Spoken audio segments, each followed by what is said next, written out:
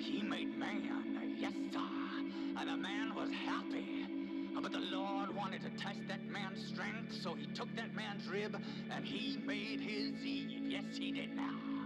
While a man was weak and woman was strong, and seduced by the snake of temptation, she strayed and broke that man in twain, just like you broke my heart and left me in sorrow and pain. And all I can say is intimately complicated. In your eyes I feel fixated, paralyzed from my eyes down. Sticks and stones will always break me, but it's you that suffocates me. Never fail to take my breath away,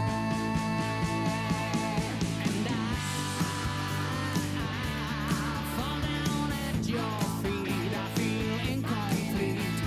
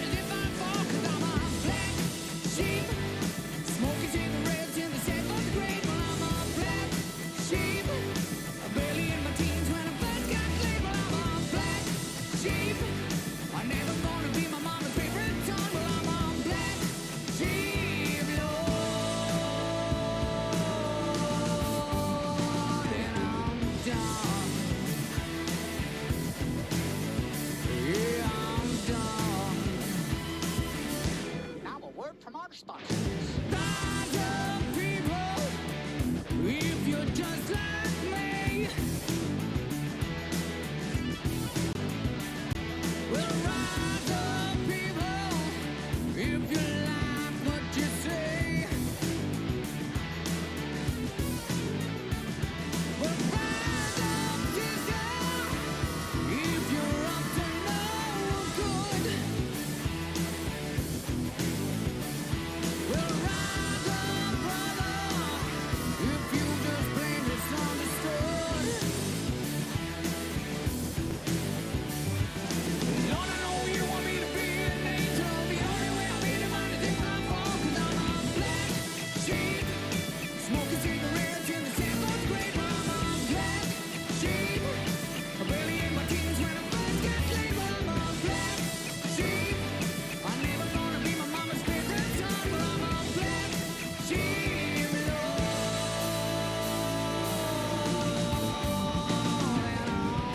Why did God have to appoint you to be my mother so I could just disappoint you? Don't you know in all eventuality that your 2.4 creates complexities? Well, how did I let you down? Well, in like circus the clown. Tell me, how did I let you down? You know, it's a joke. How did I let you down?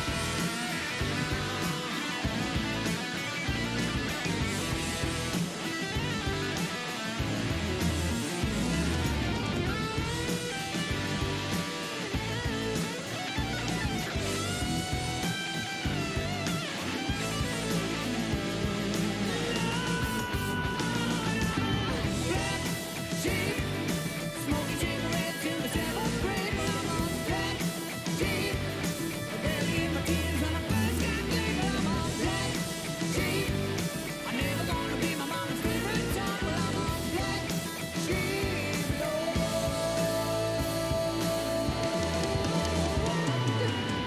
Black sheep, smoking cigarettes in the seventh grade. But I'm a black sheep, I barely ate my teens when I first got laid. But I'm a black sheep, I'm never gonna be my mama's favorite son. But I'm a black sheep, Lord. If you do the like up your son, stop being a petty son.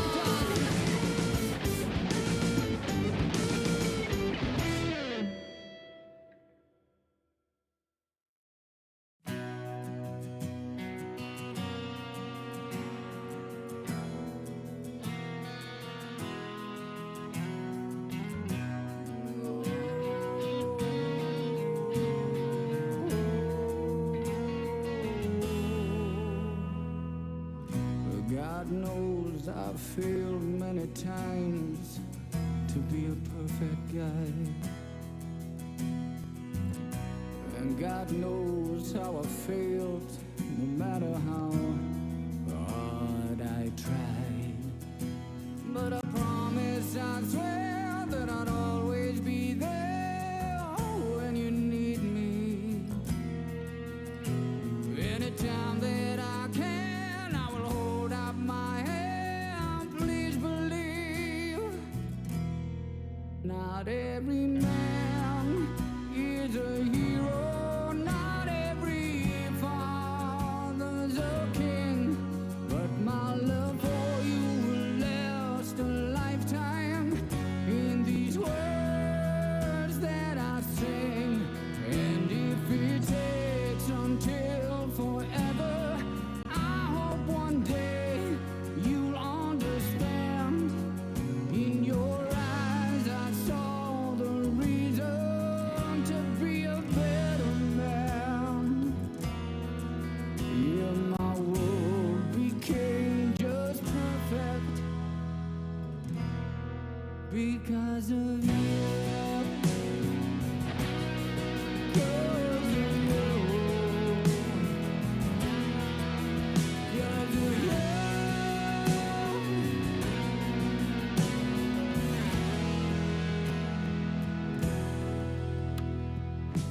And when the curtain comes down on my lifetime, and when I sing my final song, say my last goodbye, I will look back with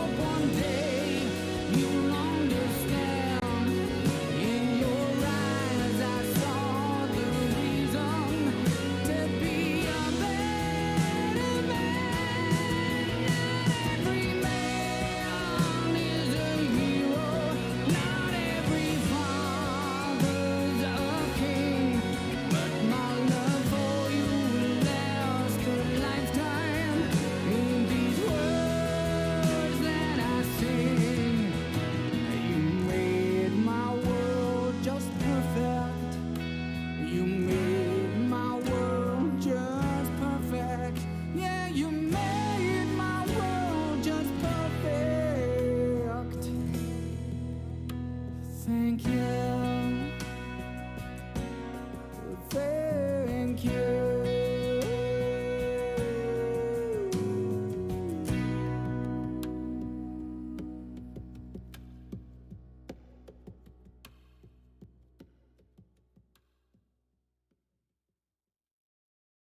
Mama tried to send me to a boarding school, 'cause she just didn't know what to do. With my no good stinking attitude, she tried to send me away. Hey, hey, Daddy tried to send me to. Said I was just a stupid big ass fool. So before they lost their cool, they phoned the school and tried to take me away. But hey, but they didn't have the money to send me away. They didn't have the dough to make me go, so I had to stay. No, they didn't have the money, so listen to my tale. Well, if you can't afford a punk ass kid, you better put your trash away.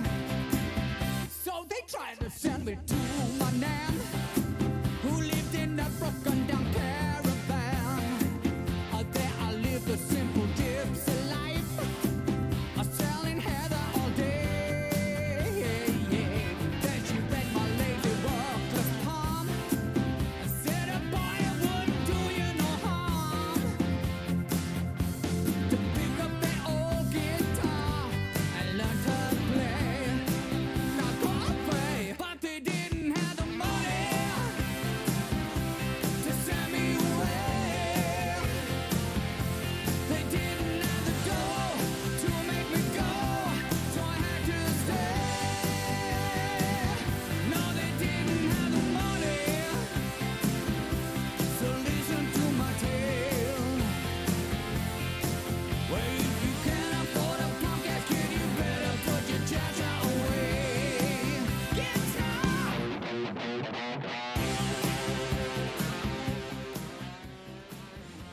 Hello, hello, hello, everybody. A warm welcome to the Welsh Esports League. This is the second week of the Dota festivities. My name is Permacenes, and I'm joined by Lude or Matt. I'm gonna go with Lude. That's what I'm rolling with. A veteran of the scene himself. But yeah, today we have an interesting matchup. Let's put it this way: it's gonna be Team Dragons versus Nexus Gaming in our semi-finals bout. Lude, tell me all about it. Yeah, I'm really excited for this. We saw a little bit of both of these teams last week. We saw the Dragons have a really close game against the Pit Ponies, and then we saw Nexus have a less than close game against the Robins, who are the clear favourites for this overall league. But I'm really excited for this matchup. I think both these teams stand a really good chance against one another. I'm really excited to see.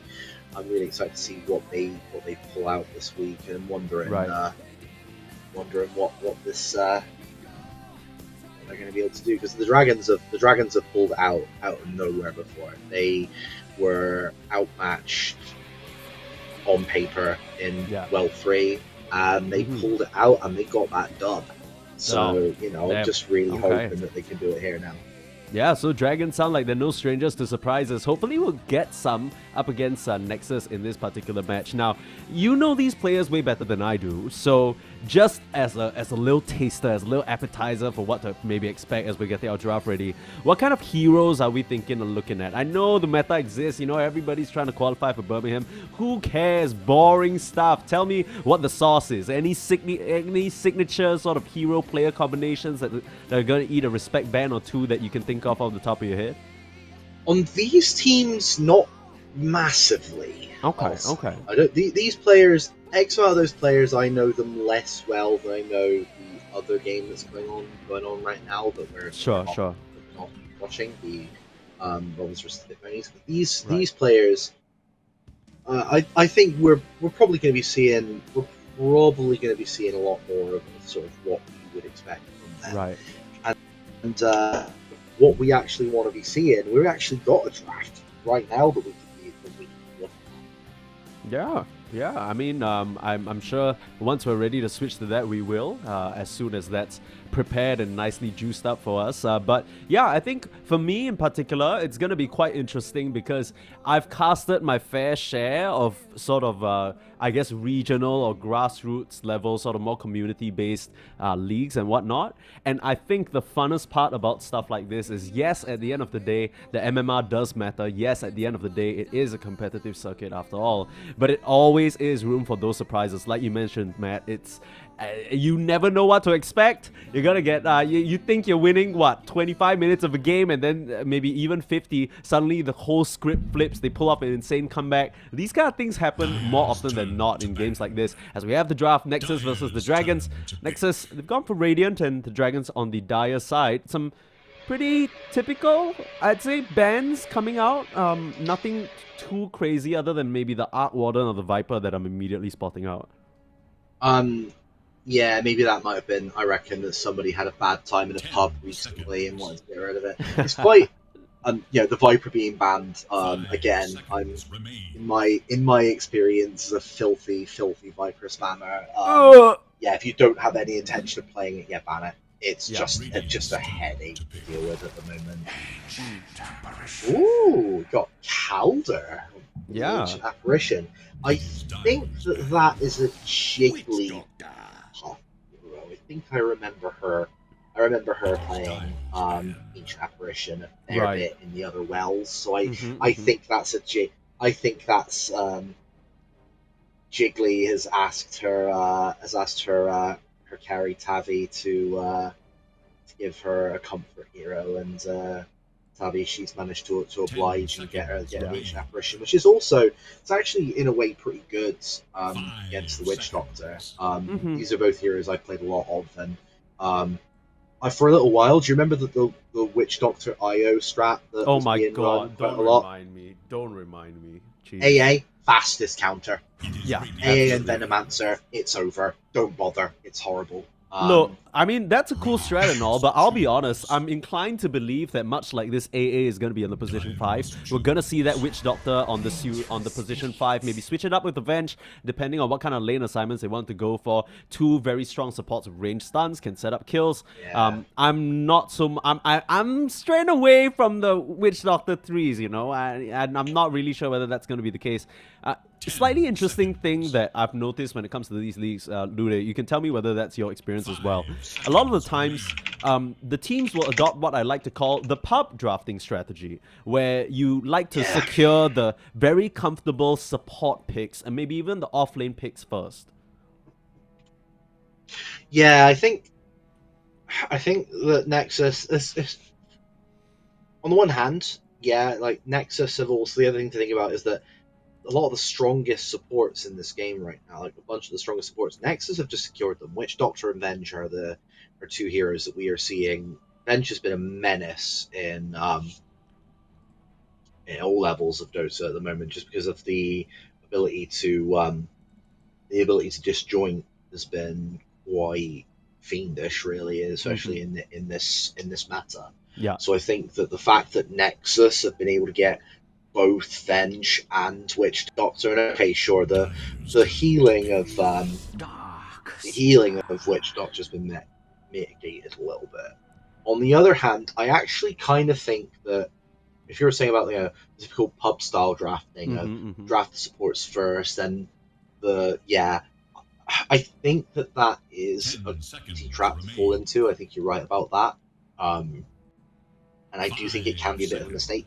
I think that I prefer the Dragons' approach of you take a support early doors and you take another one of your cores. I mean, the difficulty here is that they have to kind of give away here now with who their next support is with the Earthshaker. Yeah, this Earthshaker position 4 isn't really one that we've seen quite often. I mean, it makes a bit of sense paired up with the Darkseer. It's clear that the Dragons are going for a huge combo, but I do wonder how that's going to play up into the Venge, right? You talked about it already. That instant disjoint's so valuable. What are we thinking here? The Dragons, they're just kind of all eggs in one basket in the team fight? I think what's going to happen, I feel like this is Dragons are probably gearing up for 4 Protect 1. Okay. I think the Dark Seer is going to be pushing. Because that's again, Dark Seer is one of my most played heroes. I love him. And you can basically just take over a lane and just push out. And True. you only have to really turn up occasionally to just drop a single spell on a creep. Cool, walk away. You've got more farm. Yeah. And you can go and do stuff elsewhere. You can Do you remember there was that silly strat once where people would get Helm of the Dominator on Dark Oh Seer? yeah, I wouldn't even call that silly. That was just genius, right? It's essentially like the typical Helm of the Overlord Beastmaster dragon, sort of black dragon running around clearing creeps. It's just so convenient. Gets you EXP on the map, gets you gold. The early game might be a bit rough though for this Dark Seer, right? Depending on who you pair it with, Nexus, they have, like we mentioned, 2 stuns. Surge isn't really gonna help you much against that. I think it's gonna be. I think that the changes to Shiva's really benefit from Darkseer because the fact that you get armor from the Veil of Discord. I actually think that because for a long time we were seeing Darkseers build vanguards. Yeah. And just build tag wings. I think they can basically do the same thing with Veil of Discord now almost. Yeah. You get a bunch of armor from it, you get health regen. In the meantime, oh no. Uh-oh. We have the Infest Bomb delivery system here. The Lifestealer Slardar. Oh, Classic pairing. So yeah.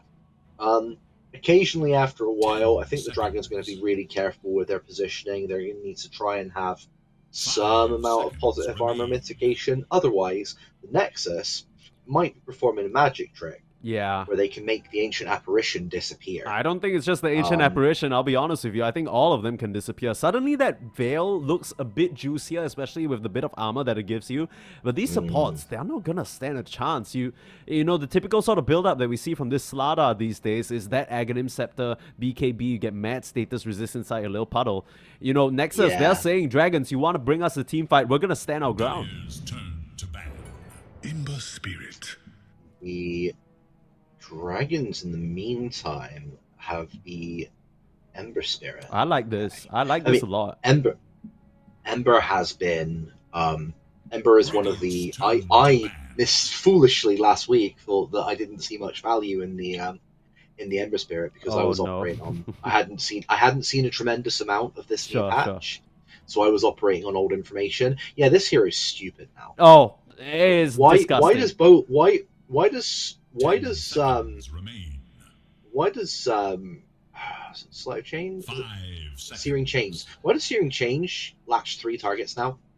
No, you know what's crazy? When you said I'm operating on old information and the first thing you said is Searing Chains, I gotta stop you there. Mage Slayer, Flame Guard, I thought that was the big topic. This guy. That's the thing. That's even just that, thinking like, all of these different things all come together. Yeah. They're all absurd. It's disgusting. Mage Slayer as an item is just so in vogue, really. Yeah, I mean, it literally is going to get nerfed for sure. Yeah, like I was buying Mage Slayer long before it became this massive in vogue item because I was always like, well, I'm taking a load of magic damage as a mid sniper. My life is sad. I feel my life like is sad. What can I do to mitigate this somewhat? Like 2,500 gold item, however much it was at the time. I was like, I could reduce the amount of magic damage I take and reduce the amount of damage they deal. That sounds pretty good to me. And I started doing it. I was like, this is amazing. Why don't people do this? And now everyone is doing it. But I mean, the key thing to sort of remember is that it's a little bit different from, I guess, our traditional understanding of quote-unquote magic resistance, right? I think in the past, you know, when you're against spell-heavy lineups, a lot of the times it is magic damage. You build a pipe, something like that. Hey, you know, even a Glimmer Cape. And you're relatively safer. With Mage Slayer, the debuff cuts spell damage. So even if you're coming through with huge physical bursts, through the Crush, through the Wave of Terror, hell, even the Death Ward, you manage to tag them with that debuff, suddenly that burst potential that we were talking about just gets cut down by a long shot.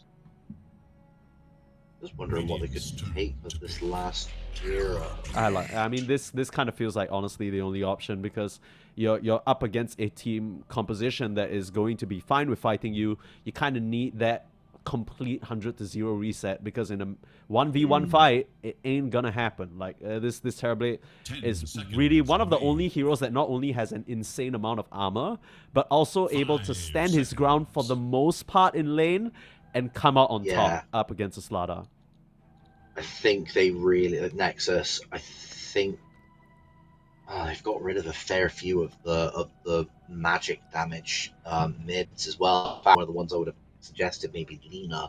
They actually banded up on it themselves. Maybe I think Zeus or something. Yeah, Zeus. You know, Lina's out, but Puck is still available if they want to play a bit more dodgy. They go for Wind Ranger instead. I mean, That's really a choice. going right. You got any sort of read on this or thought on why they might have gone for this pick? The magic damage from the Maelstrom and the power shot, maybe. Sure, I get it. Okay. Maybe they're less concerned about the Terrorblade and more about trying to shut everything else down first, and then eventually the Terrorblade won't be able to 1v5. Maybe, I don't know. Yeah, I will have to see, because I think as much as you accurately describe, I feel like most games with Terrorblade end up feeling like a 1v5 or at least a 4 protect 1 situation. I'm really going to be looking at Presti on this Ember Spirit to pop off, right? He needs to be able to control the tempo of the game at least the early stage to prevent, I think, Dragons from just being run over. Yeah, I think that this Ember really needs to get going, and I think that I think Jiggly, I think if she can keep this, if she can keep the Terrorblade protected, I think, and if he gets a chance to be able to build up, then yeah, I think Nexus might end up at the point where they end up with a Demon Marauder problem. Yeah, we'll have to deal with it. We'll have to see whether he gets there. I mean, Tavi looking phenomenal in that beautiful set, as well as that shiny Grandmaster patch. You know, she definitely knows what she's doing here.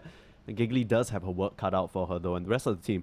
I think we had a little bit of... I don't know about you. I definitely expressed my hesitation already about that Earth Shaker in the support position. It always feels like a bit of a greedier position for, and when you're playing with a Darkseer, it almost feels like you need to be more daring to really throw your body in there, start some of these aggressive moves, play for these dives. You say might that. not be the easiest against Witch Doctor and Lifestealer. You say that, but I'm looking at it. I just realized it's Mizrain playing the Darkseer. I think this actually might. Oh? This might actually be Ayo? Shaker. Ayo! This switch. Okay. I mean, I like this a lot more suddenly, because I think the. Okay, we don't know. They both have Quelling Blades, right? We're gonna have to wait to find out. We'll have to see. Maybe Moby is just getting a Quelling Blade just for sort of clearing the trees and making sure that you can't just harass from behind the tree line. Oh, the Coconut's gonna bounce and stop Presti from contesting for that. Nice Fissure does block them off, but Giggly, I don't think there's much of a pursuit that can be done there. It just ends up being what looks to be a 2-for-2 trade, as the Ember's still able to go over to that top side, claim up that bounty. We'll start things off pretty pacifistically. Is that even a word? I don't know. Passively. Yeah, that's what I was going for. That's why... Yeah, see, I can always rely on you, Looney. Okay, so we have... I'm going to be a bit of a nerd here now then. So, we have, on the side of the Nexus, looks like our... So we have Reichi on Lyrelai the Wind Ranger. We have Crazy Monkey on Shendelzir the Vengeful Spirit. We have he's dropping all the Dota 1 names. Slardar the Slithering Guard. Nice. We have Can you get all 10? Pooped. She is playing Jarvako the Witch Doctor. Oh my gosh. Esmuso Boy on Nakes the Lifestealer. Okay, that one's side. An we easy have one. Jigglypuff on Calder the Ancient Apparition.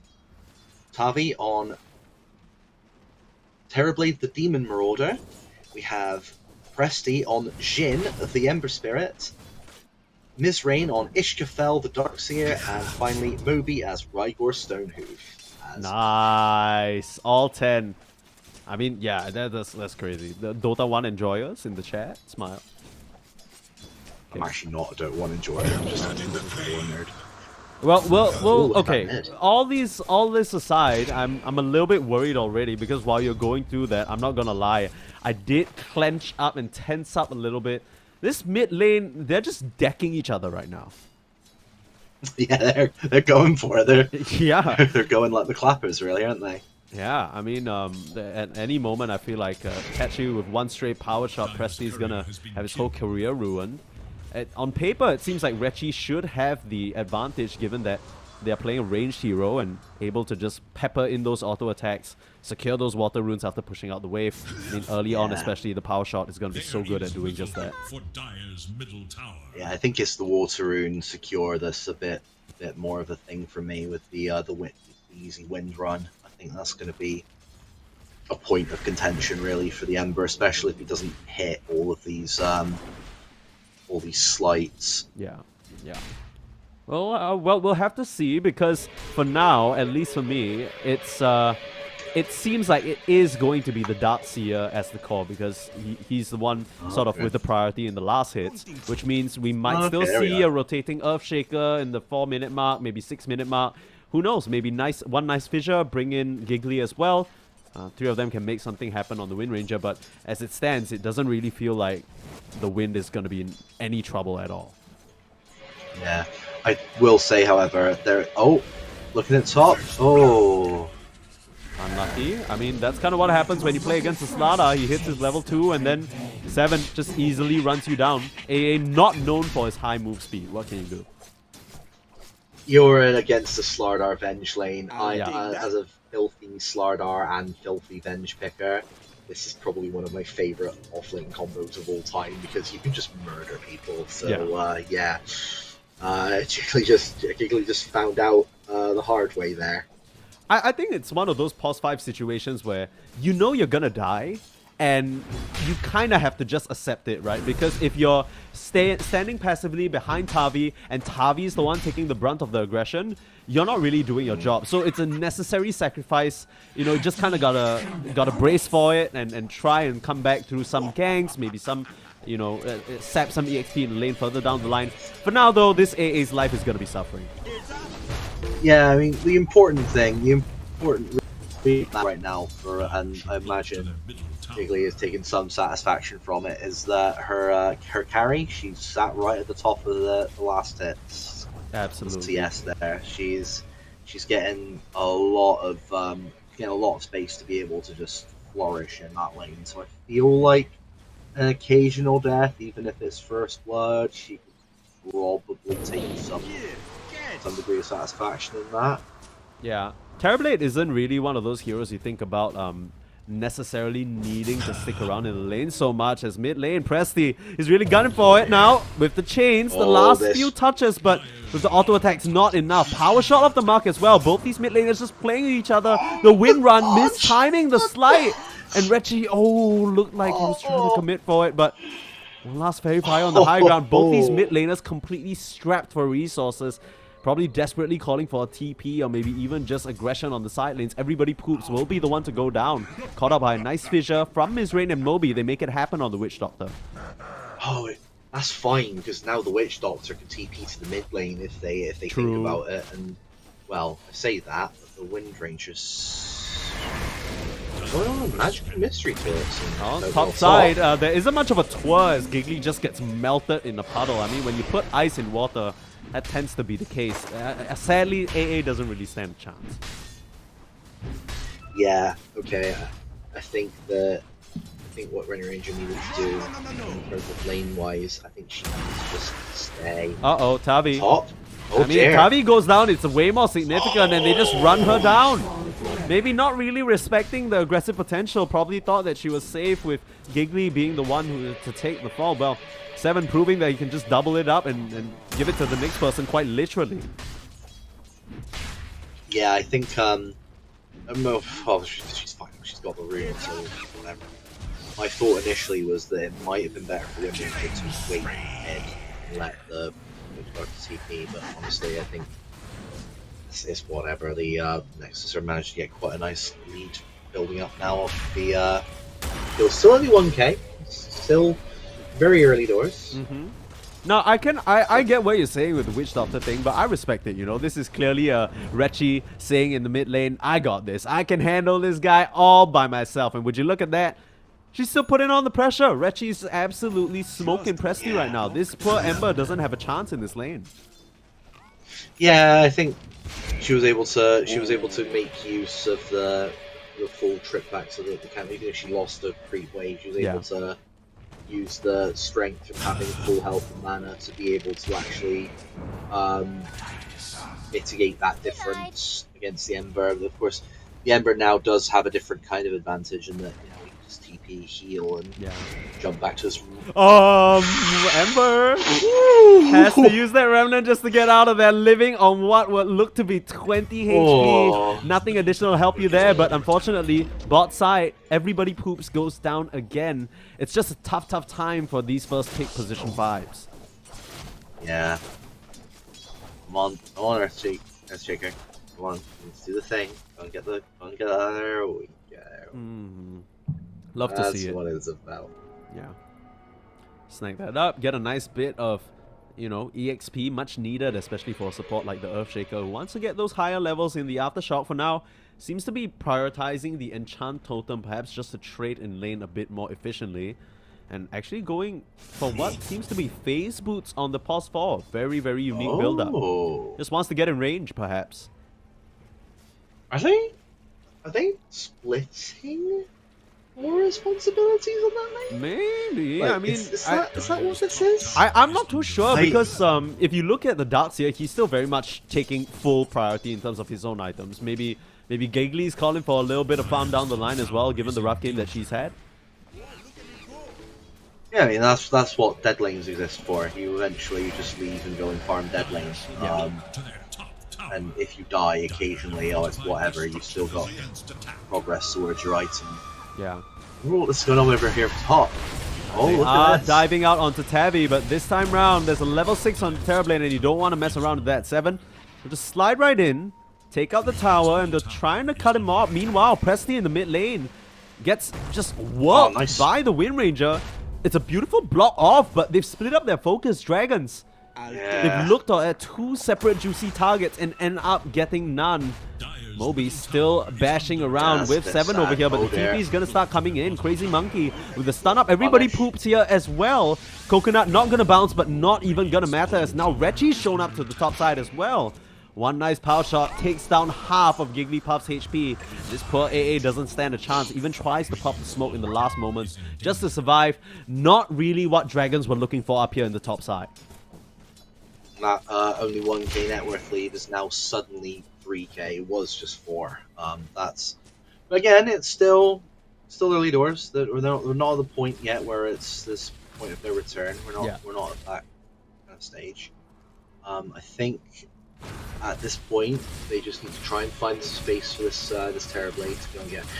It's a bit unfortunate that the Terrorblade was kind of forced into taking the Sunder at level 6. I know that I'm not a massive Terrorblade player myself, but I know a lot of people that play Terrorblade don't want to have to take that. They'd much rather get another point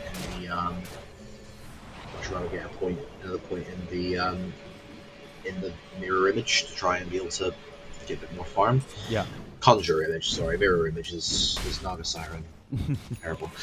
Same. In the meantime, she's built Midas. Yeah, so I think they're going for late. It's an interesting build because if you think about someone rushing a Midas, you tend to think, okay, they're abandoning the early prospects of any sort of aggression. But she also does have an Orb of Corrosion, so a bit of a split sort of priority here. Going for that item, maybe just to contest in the melee matchups, maybe do a bit more damage and maybe trying to work down some of these buildings as well. We don't know, but what's clear is that Tavi understands she's in a bit of a rough spot game-wise. Oh, bot side. Speaking of a rough spot, I can't think of a rougher spot than the one we just saw the darts here, and Mizrain just takes a tumble. Yeah, it was a bit of a rough. Unrelated. Do you want to bring your attention to what's up in the top lane there, Sneeze? What is? Hang on. What just am I? She's not noticed it. Oh my god, there you there. Like, I want to say at least 2.5 minutes. Okay, no, look, look, I just want to say, now I have even more respect for Tavi as we miss a kill out here on the bot side, or everybody poops. Sure, fine, Witch Doctor kill, you get one back. But I respect Tavi because, you know, she's focused. She knows what she needs to do. One courier kill, you know, that's just a distraction. And locked in, just hitting creeps, couriers don't count. I get it. But yeah, I mean, Crazy Monkey probably a bit too busy setting up so much aggression in the bot side. Uh-oh. Nice little dodge with that Remnant on the magic missile to get out of trouble. Reggie would have likely followed up on that with a shackle shot and maybe even a rundown as well. Yeah, sorry, I was just No, I understand. I'm not gonna lie, when you started laughing, I had trouble sort of... I didn't realize that Korea was up there for 2 minutes. That guy was essentially taking a bit of a time to give a personal speech. Oh, stun up. Moby, still not at that level 6, can't turn around and Echo Slam even if he wanted to. This Wind Ranger is starting to become a real problem, running through with the amplified damage, and these two cores, they can do nothing but run as the surging aggression from Nexus Gaming continues forward. They spot the Ember and they spot the Remnant as well. Uh-oh. Everybody poops, committing pretty far forward as Reggie, it's all just set up for this Wind Ranger. Last few auto attacks, you have a Remnant out, but Crazy Monkey dominating now on the Vengeful Spirit. It's an easy pickup. The 3 members on Nexus just swoop through and collect. That's looks like that's the Havas completed now for the Venge. So the damage that the Terrorblade is eventually going to do is going to get somewhat mitigated. And when that becomes a Solar Crest, this Slardar is going to become a problem. Dude, Solar Crested Slardar is a thing of horror. We haven't even talked about Seven in forever too. He's just been chilling down here on this bot side, you know, grabbing the waves, chilling out while Rechi's making so many moves on the map. Heard a shackle shot go off. Looks like it's going to be another kill onto Moby as it's a nice stun, but mirrored back the other way. Nice last little wind run, jump forward. Auto attack cleans the kill. Now Giggly looks to be paying the price for it though, but Rechi immediately committing and another shackle shot, another kill. You just can't keep running into this Wind Ranger like that, and Dragons keep falling for the same trick. Yeah, I think this is not. It's still not insurmountable, but this is now becoming a bit of a difficulty. I wasn't sure what was going to happen with this Ranger mid against the Ember, but she managed to come out pretty well, which has meant that okay. She can't necessarily kill the Terrorblade yet, but at this stage of the game, kind of doesn't need to. Everyone else can kind of... Early doors, they were able to do a lot against the... I mean, if this Terrorblade can keep making use of that space up there in that top jungle and just keep trying to get as much farm as possible, come out with a couple of items. I mean, what's she building at the minute? She's got her Midas, got her Falcon Blade, and her Orb, so at this point it's going to be towards getting the Dragon Lance and then eventually start maybe going towards the Manta. I wonder... I get the Dragon Lance is a concern, is probably maybe concerned about like health, just in case they start going on you a bit more. I wonder whether or not you'd be better off maybe trying to get that Manta a little bit earlier. And Stun and the Echo Slam setting up onto the Wind Ranger now, but nobody really tagging her with any of the spells. She's just able to turn around, take down the Earthshaker. They get a return onto everybody poops though, but Giggly doesn't stand a chance again. I mean, Nexus, they've just permanently occupied this area. Oh, yeah, Giggly actually falls to the neutral. They didn't even realize that. She disappeared so quickly. I just assumed it was the Wind Ranger again. But I mean, it is nothing but a suffering city for the side of Dragons right now. Yeah, I mean, if they can get... It's unfortunate that their next big chance isn't going to be for a little while until the back wall Echo is available as an option again. Yeah. But yeah, they do still have a chance to be able to punish this group, the group up somewhere. They're still getting some pick-offs, like the Ember Spirit was able to just take a pick there off of everybody's boots. Yeah, but I mean, this entire game, it just really feels like it's the Witch Doctor who's dying, right? All 7 kills have been only on the Witch Doctor. nobody else has died. So, I mean, at this point, everybody poops.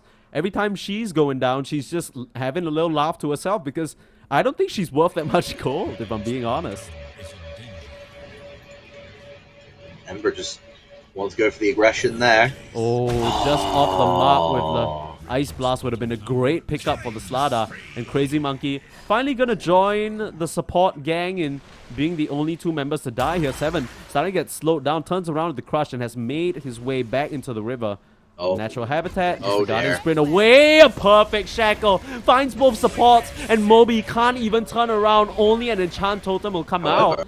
Yeah, Mizrain starting to control up onto this Wind Ranger, but they just don't have enough. As Prestige starts wrapping around, it could spell the end for her for the first time this game here. Sleight of Fist dropping low, the last little bit of Wind Run and the bottle at the same time, not able to finish the job. You can imagine enough mana for one more Remnant, one more little Flame Guard, or even a Chains would have done her in there. But unfortunately, the Ember's gonna be the one to suffer that fate.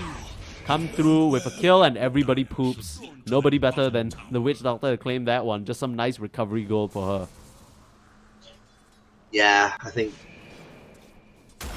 I get the wanting to be aggressive there on the Ember Spirit, especially when you think you might have a chance to be able to get that big juicy streak, that 7 kill streak off of the Wind Ranger, and just got punished for it. I think they needed to maybe have someone else there, which is difficult because that's one of the few downsides of Ember Spirit being able to have such a big jump, is that you get so further ahead than the rest of your team that it can be really hard for them to go out and support you.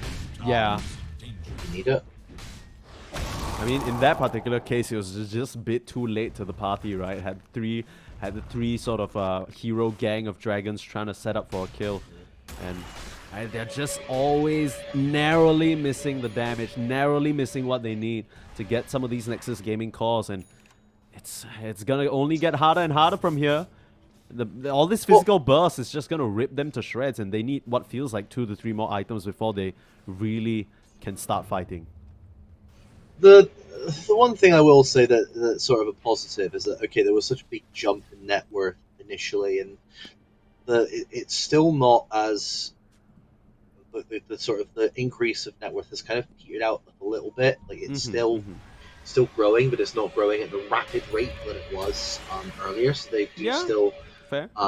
There is still quite a bit of scope to come back. They do have most of their ults off of cooldown now. That the Ancient Apparition's ult is just about to come off. So yeah, they've got everybody's ult. I think if they have a coordinated, really good fight, I think they can get a couple of big hits and maybe start to find a bit more purchase to sort of get back into this.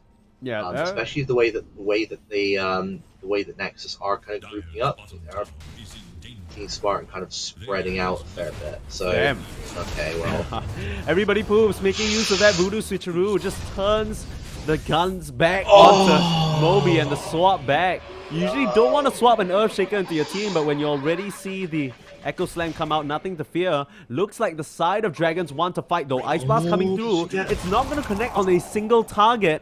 With that major teamfight tool out of the picture, can you really continue? Uh-oh, Tavi shackled up, coming through, gets the Thunder off just in time. Reggie though, still with the Wind Run and with the Pavis, more than enough resistance to stand his ground and deal the damage. The Witch Doctor Death Ward coming through as well as everybody poops, mobs them up, but for the first time this game, they'll get a better pick-off than what they came for. Reggie does go down. It's a godlike streak, but they can't break into the rest of Nexus right now. Perhaps a bit too far forward from that Wind Ranger, and pays the price for it. Yeah, it's really unfortunate that they were able to get the pick on the Earthshaker. I think the Earthshaker just... And it's difficult to have the mind to do it in that moment, but it is... I think the best thing that the Shaker could have done earlier on was to accept the save and die. And then when he comes back, they'll still have the threat of the echo. Yeah. It is what it is. It can be hard to have the presence of mind. I wonder if the Nexus have presence of mind to realize that they have a Slardar and a Lifestealer, 2 very, very useful heroes for melting Tormentor Nevermind. I mean, I'm thinking less of the Tormentor and more of the Roche, but Seven's thinking about an Ember Spirit right now as everybody poops, unfortunately. Will pay the price for sneaking away with that Wisdom Rune.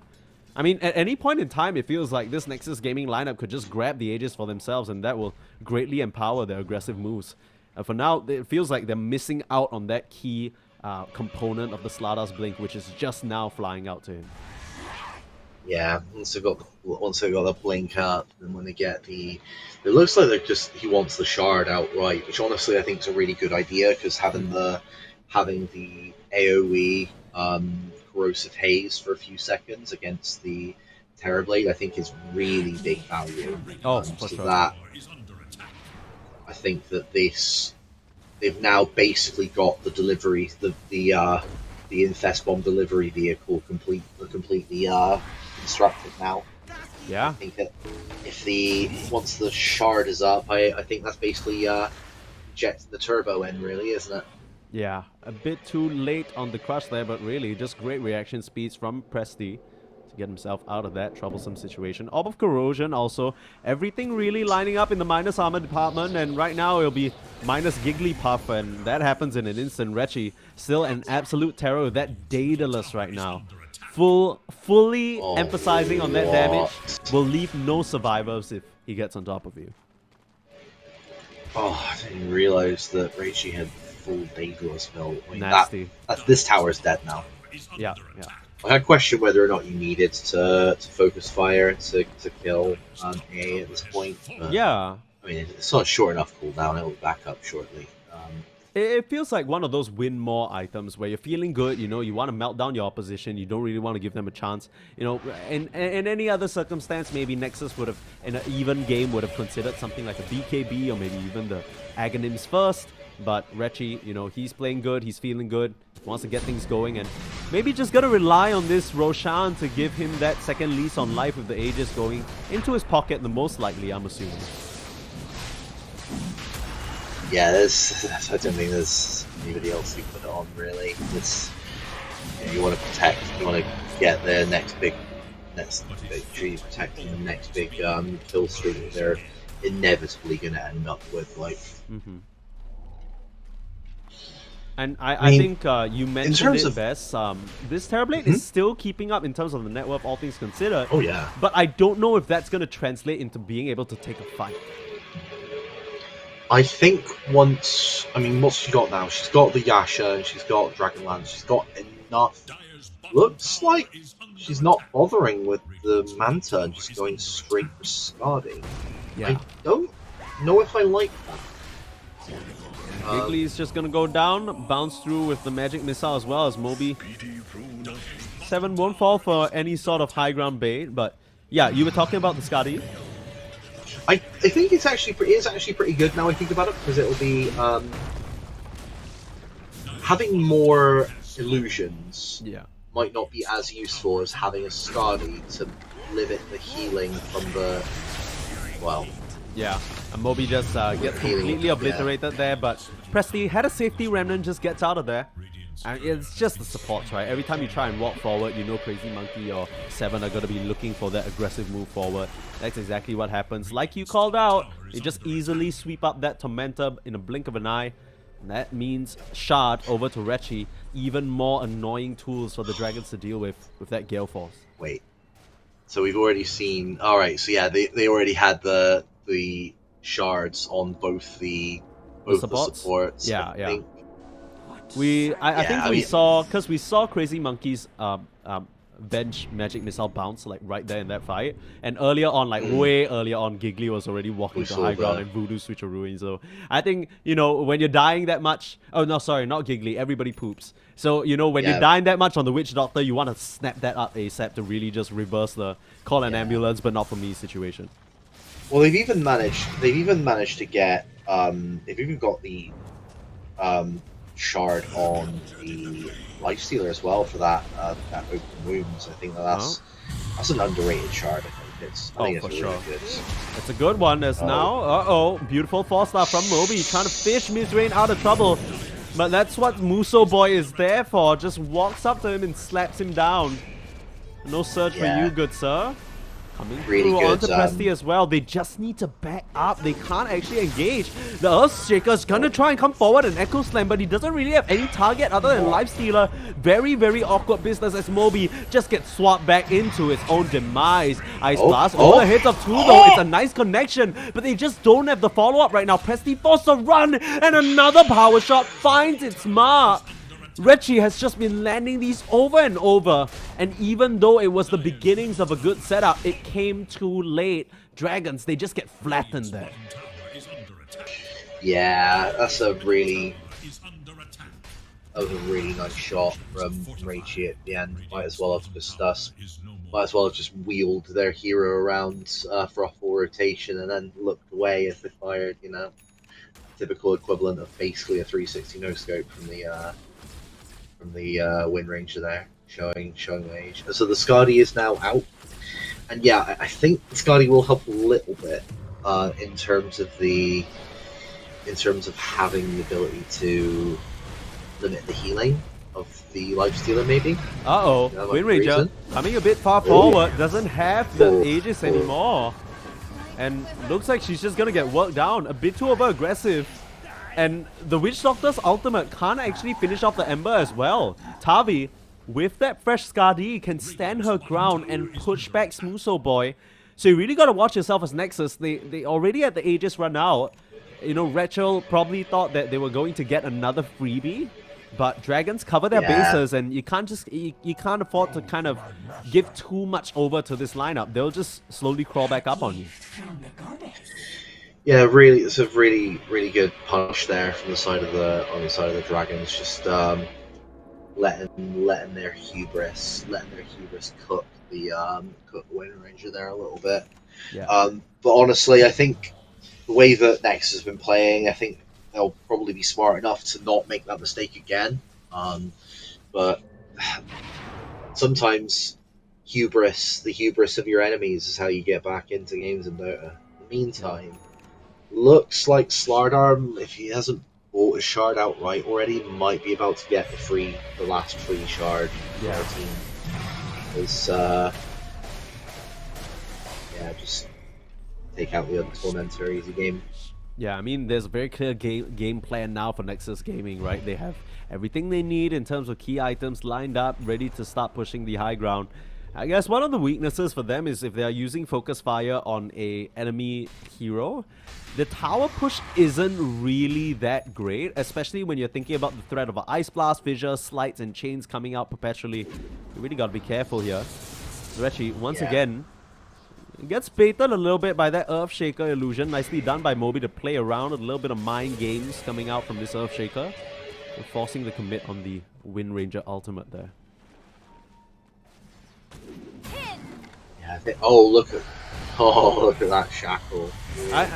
Really, that was a pretty cute play from this Earthshaker, because I think he actually force-staffed Reggie forward to try and connect on the stun. Coming forward, Echo Slam, that's huge! That's what they wanted with the vacuum as well! They found the combo, are you kidding me? But Reggie narrowly manages to escape. It doesn't matter though. They've done it once, they can do it again, surging forward. Now Dragons, they're feeling that this is their moment. And you can't let your guard down, Nexus Gaming. You gotta watch yourself. Both supports fall without any proper answer. The Lifestealer forced to infest into the creep and run. And oh man, Dragons. Able to... Oh, Moby running a bit too far forward, and he will pay the price for it. So it does end up breaking a little bit even at least. But that could be a sign of things to come, Ludi. Yeah, that is a case of I think that's a case of the Earthshaker just seeing red and thinking we can get them. But if you don't have the vision there, the Wind Run, isn't it stupid that Wind Run can now stay in this while attacking? I think that's absurd. Yeah, it's disgusting. I mean, does not feel okay. Yeah, I know. Slacks has nightmares about that, I'm sure. Yeah, but Slacks has nightmares about civilized society in general, so I'm not really sure. True. That's fair. Well, right now, Dragons we love our boy Jake. Dragons might be having nightmares about that team fight. They'll definitely be a bit more careful about that situation. Didn't lose any high-value targets, but Rechi playing on really low HP. As Muso Boy pops out of that creep, rages forward, and starts contesting, but with these reflections, it's quite a significant amount of damage back the other way. Darkseer in some trouble. Ice Blast over Muso Boy's head as well as the Strata. Tavi popping the BKB and the Lifestealer's down. The Terrorblade starting to get big and bad, and you need to watch yourself. Tavi's here to play. The last bit of Skadi auto attacks finished off the Slaughter as well. You gotta run. 2 more seconds for another slight chains. Crazy Monkey in his sights, but Presty can't connect on the chains. Didn't have enough mana. Turn around with the shackle. The double stun coming out as well, but Reggie. It's his turn to have stuck around too long. The reflection will trace his location, and the dust can't connect. Again and again, Nexus Gaming try and bash their heads against the high ground of Dragons. They'll succeed in getting the tier 3, but they lose 2 cores this time. Yeah, and the other really handy thing about, I wasn't even thinking about the value, the double value of the Skadi there on the Darkseer, because it was like we were talking about ages ago earlier. What else does Skadi do aside from reduce attack speed? It reduces healing, which is also a problem for the Lifestealer. Yeah, I mean it's so they've got very convenient tool for sure. They've actually got quite a fair bit to answer this Snakes at this point. They just now need to try and find a way to keep the Wind Ranger from zipping around and being able to keep escaping these fights. And I actually think they are in a position, they can get themselves in a position where we can actually turn some of these. That's the thing. If they're winning some of these fights, great. What are they getting now as a result of them? They aren't really gaining any more grounds there. They're just sort of holding off, and occasionally great. You know, Terrorblade's back on top of the net worth charts. You'd expect to see that. Whereas, you know, okay, Nexus they've had their nose bloodied a little bit, but you know, who cares? They're still going to be able to take Roche. Yeah. Who has just snitched. Roche has just been a tattletale. Yeah. And it's funny they when do have a bunch of their abilities up. Yeah, I mean, Ice Frog literally did that patch. It was like, yeah, we're gonna turn Roche into a snitch now. Yeah, I do like the what's the ability called? I would like to turn it. I'd like to rename it to Tattletale. Yeah, that would be a good one. Like that. Could you just imagine a lot? Can you imagine a lot of the abilities in Dota just having renamed to just be like playground versions? So like, yeah, I don't know. I mean, everyone understands what that means, right? When you tell them Tattletale, like Roche just did a little naughty, said something he wasn't supposed to. You know, why'd you have to go spilling other people's business? You know, that petition to rename Morphling's Morph to I know you are, but what am I? True. I mean, that sounds very antagonistic. What about when he morphs into his own friends? As Oh yeah. Yeah, we might not have time to discuss that, as these towers, they are just being obliterated right now, especially if this ages on Rechi. Not quite as keen on fighting. And really, for Tavi, it's going to be such a difficult decision to make, as unfortunately everybody poops just gets caught out. But meanwhile, sideline Moby has found himself in a bit of a pickle. Beautiful vacuum wall to catch them on the opposing side of the cliff. The Ice Blast gonna land on the Lifestealer, and he actually goes down again. Can you get the Thunder off? Tavi goes down. Didn't have help on the horizon. Everybody else was too busy focusing down the Slaughter, and they'll get him. But Big Bad Reggie is still up and running and still has his second life. How much can you do on the Ember alone? So much auto attack damage coming out from this Wind Ranger. They need some sort of control. They need to get him out of the Invis. But with that BKB, he can just turn around and fight. Start laying in those auto attacks now onto Giggly. Vacuum's not going to do a thing.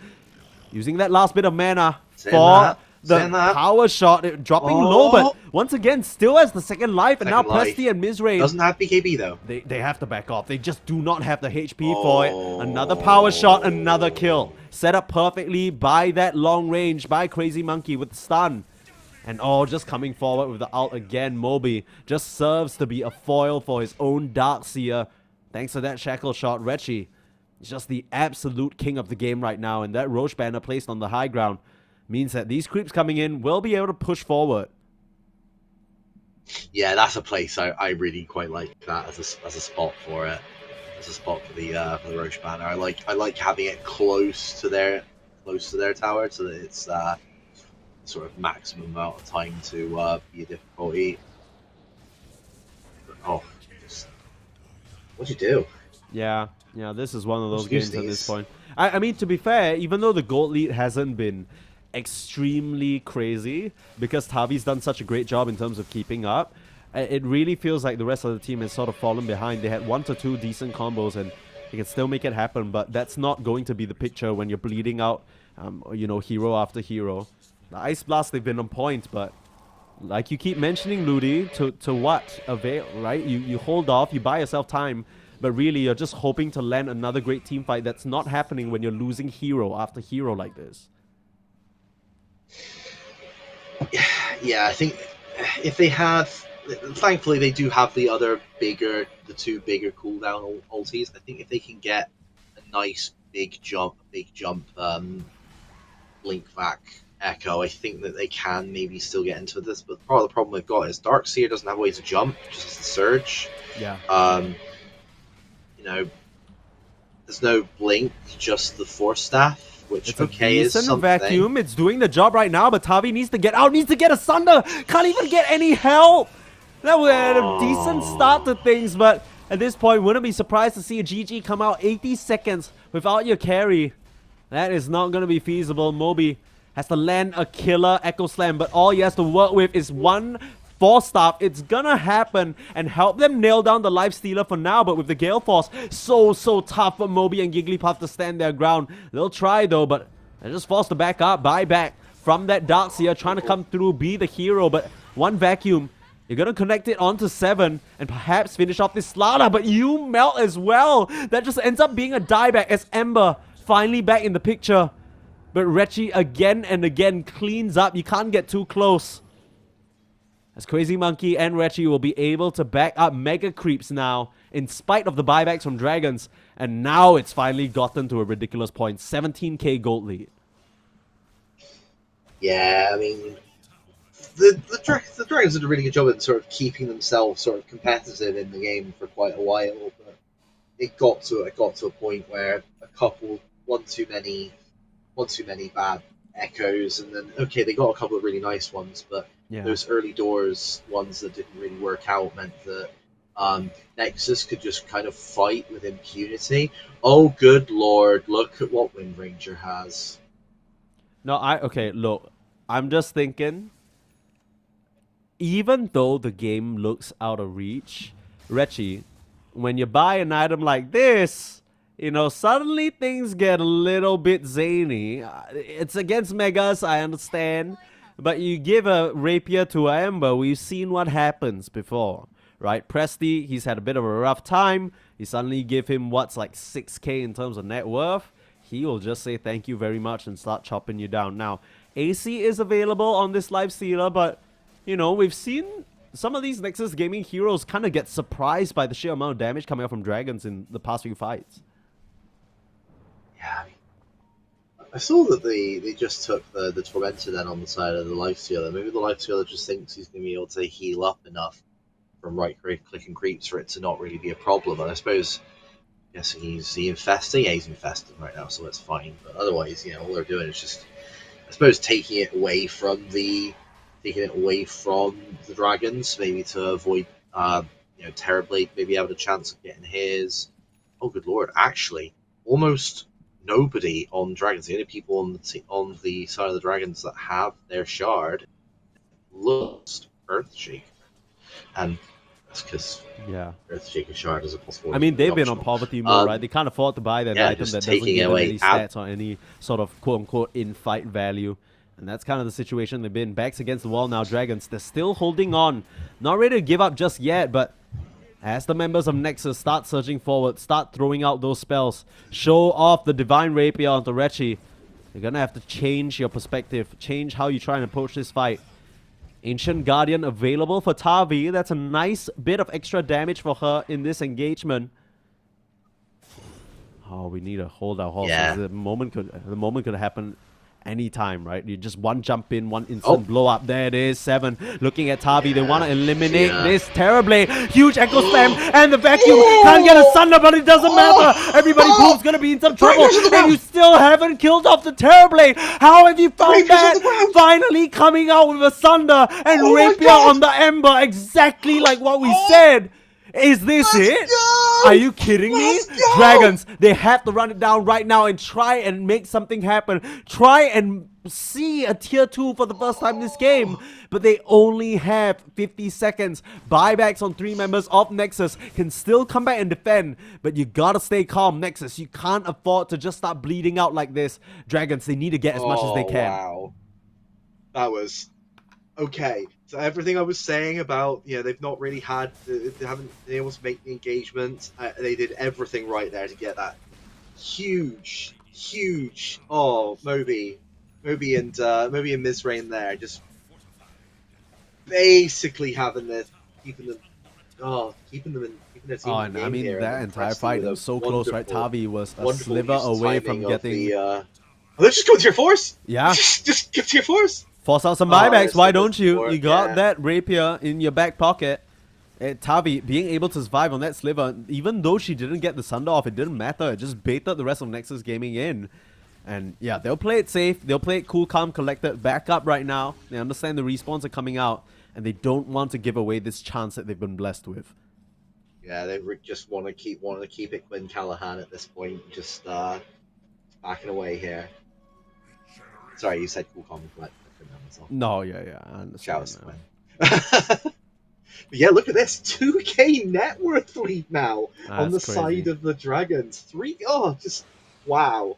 Look at the plummet. Look at that. Look, even with that Rapier, Gabe's still giving them only 10%, right? The game still hasn't gotten much easier. But now the Ember is actually a huge factor in terms of dealing damage. And I think so far these fights, Nexus, they've been focusing down Tavi. But now you got to worry about Presti as well. I mean, honestly, I think what Presti needs to be thinking about is Presti has 3.4k surplus gold. I think you need to be putting that bottle away, mate, and getting an actual item that's going to help you survive more of these fights. I get you want the sustain.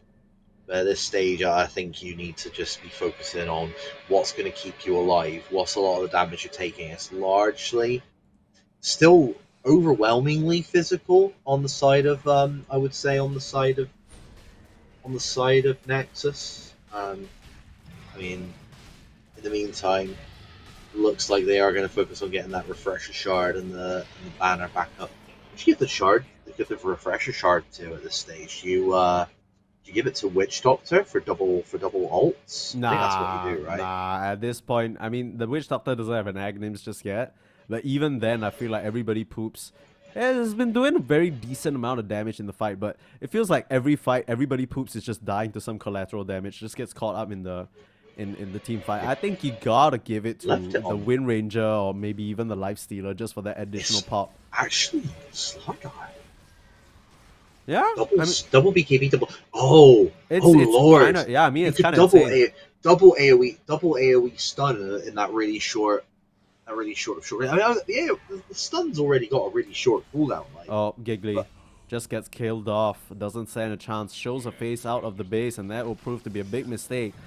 Probably has to buy back. Will pop it. Mizrain popping the BKB to deny that shackle shot. Come through with a vacuum. Might not be what they wanted though. They get Retchie down to lower HP. But she still has the Aegis. Focusing down to Muso Boy. Where's the hell? Echo Slam on the side. They found the Life Stealer again. And 7 has to back away. Meanwhile, first life on the Wind Ranger gone again. You swap back Moby and you kill off the Earthshaker. But what does this even matter? Tavi standing her ground, punching away. Again and again, you haven't killed this Terrorblade. You haven't dealt with the Ember, and now you have to run as your whole team is wiped again. Dragons will eat you up if you don't watch your step. And now again, Nexus, they have 3 buybacks left. But how many times are you gonna keep running your head into this wall? What a series! What a game! This is game 1, Sneeze. Yeah. This is absurd. Oh, I'm so here for this. We've had a rapier drop. And a possible Mega's defense in Yeah. game 1. Like, I mean, oh, this is what I'm here for. I'll be honest, I think Nexus Gaming, with that Divine Rapier, they had to end the game there, because this situation, this has just gotten real dire. They'll just gun it down for real this time. There is no glyph available. Force all the buybacks out and more. The Wind Ranger's still holding on to first. They're trying to be hopeful. Yeah. Oh, but Presti immediately just gets out Tavi. You see the discipline there as well, immediately force stuffing out. Nexus, they know they have to find more, but they're a bit too late. Dragons, they've already evacuated. And straight back to base, pure discipline. They know the position that they're in, and they get out of there. Look at the cooldowns on Echo Slam. Echo Slam's not even got 30 seconds left on it. By the time they get back from base, it's back available again. Yeah. And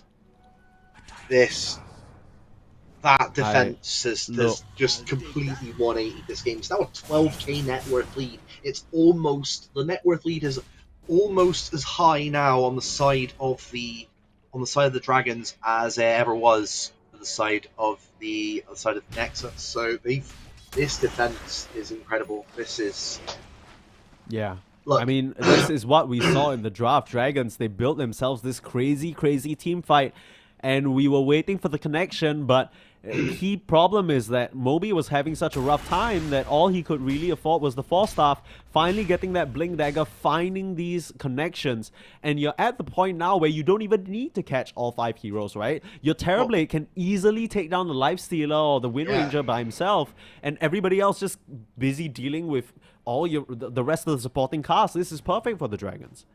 And they've almost got all of their buybacks. Nexus don't have barely any of theirs, and okay, on Mizrain is like 70 gold off of his, and you know, Jiggly doesn't have hers, but she's Ancient Apparition. She throws her ult out, she dies. Who cares? As long as she gets her spells off in a decent place, she can die and probably doesn't care. Yeah, she just needs to get the Ice Blast though. The Ice Blast is extremely important. Yeah, I mean she's building. She knows that to the point where she's building a Lotus Orb, not Lotus Orb, but an Aeon Disc, just to be able to maximize the chances of actually being able to get off some of these AoE control spells.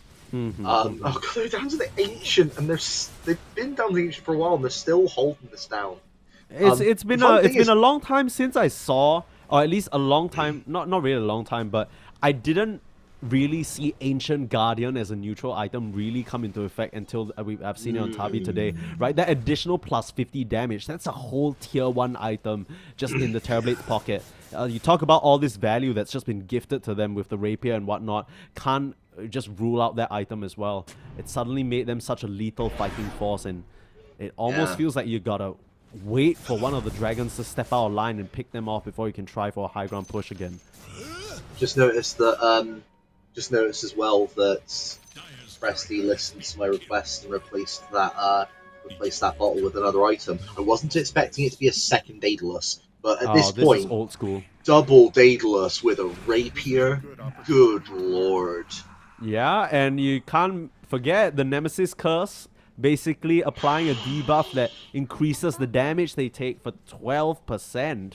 That is going to be scary business. Now, it's a bit tricky to figure out who's the last one tagged, especially when you're sleight of fisting around all the... But what matters is that, you know, they're taking more damage. That's what I'm saying. More damage amp. Almost a fully stacked Desolator as well on Presti. Does the hit take effect from the hit that you made? Yeah. Yeah. So it doesn't matter. You hit them, you do 12% more damage on that hit, and then the next one gets it. So good lord. If it works, I think it works. Yeah, so basically every single sleight is amplified by 12%. It's just that when you end your sleight and like the rest of your team's trying to focus, you know, it's a bit, you know, nobody's gonna be like, get that guy, here's the Nemesis Curse on him, get his ass. They've taken an extra 12% damage across 2 Daedaluses with a Divine Rapier. I don't think you care which one was hit last. A lot of them are probably dead. Fair. The way to tell is which one's still alive. That's true. Just kill the guy who's still alive. That's the game plan right now. Dragons, they've been putting it to work, and the Nexus so much more scared than they were before. Maybe regretting some of their eagerness to perhaps style on their opponents a little bit. They were feeling good. I can't imagine that they're feeling quite as confident anymore, but it's in moments like these you kind of need to regroup the squad, right? Tell everyone, look, okay, a little bit of fumbling, it's cool, we'll get 1 or 2 key items. The Hex on the Wind Ranger perhaps can nail the Ember Spirit before he can respawn, and we win the game. It's fine, it's only an Ancient remaining. I think regardless of how this game goes, I think the Dragons should be incredibly proud of themselves for being able to stall this game for this long and get to this point where they were able to have all their heroes have relevance. Yeah. But also, regardless of if Nexus do win, I'm gonna make a bet with you now that no matter how well the game goes, they don't buy Rake. No, that I think I can make that bet now, regardless of how well this game. Even if they end up winning and they just crush, and it's you kind of do that once a series, and then you're not trying to mess around or put your team in that kind of position. It's tough because I think the rest of Nexus Gaming, they've played phenomenally as well, but now we're in this tough spot where your Life Stealer, who's had a relatively free game this entire past 45 minutes, is not a good carry matchup into the last pick Terrorblade, right? He's just getting schmucked by the Skadi. Even though you have the open wounds, it almost, I dare say, it feels like this might be an Aghanim Scepter game from the Lifestealer where you remain safe and attack someone from within instead and do that damage. Yeah, I think at this stage, as long as they've got us, the side of the Dragons have got all of their spells off cooldown, I'm not actually really sure necessarily what you do. As at this stage, all they're going to do is if they send someone out to try and get these, they're going to be able to keep these creeps pushed out quite well. Okay, sure, they're now not in the position where they're not gaining gold like they've lost most of their lead now in terms of net worth. Yeah. But they can also hold this out, and I think the later this goes, I feel like it's still scarier to go against the Dragons' lineup later than it is the Nexus. Yeah. Well, Crazy Monkey hasn't actually purchased an Ags yet, so we don't have any second life shenanigans. The scaling potential Nexus, I dare say it's just all about vision, right? Who can get the jump on who? I mean, one slight and Rechi's so much of that HP is gone. You really got to watch yourself. It almost feels like we're in for the long haul, right? Nexus, they've got to be waiting for this Roche that's going to come up in 30 seconds for the additional insurance again. But this time around, I wonder whether Dragons are going to let them have it for free or whether they're actually going to contest. I'm not sure they have a choice. On the one hand, sure, they can go out and try and contest it, but in the meantime, you've got 3 lanes of Megas beating down your Ancient. I think they kind of just have to accept that it's going to happen. Try and get the Wind Ranger out of position or whichever hero takes it, because everyone now has buyback again. So that is another thing to keep in mind. I think if they can get to the point where they can try and get whoever the Wind Ranger out of position, kill her before she manages to slip away with her Wind Run, whether she's got the Aegis or not.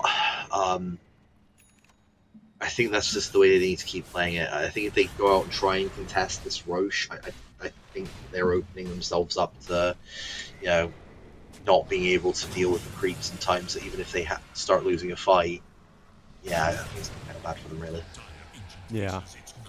It's really all about these tender moments as Rechi forcing the BKB pop and actually just trying to full commit. Huge Echo Slam though, but instant turnaround bash. Moby, he's in trouble and he's just gonna get melted down. No buyback for him there. As they try and get the last touch onto Rechi, still able to run away into the invisibility is safety.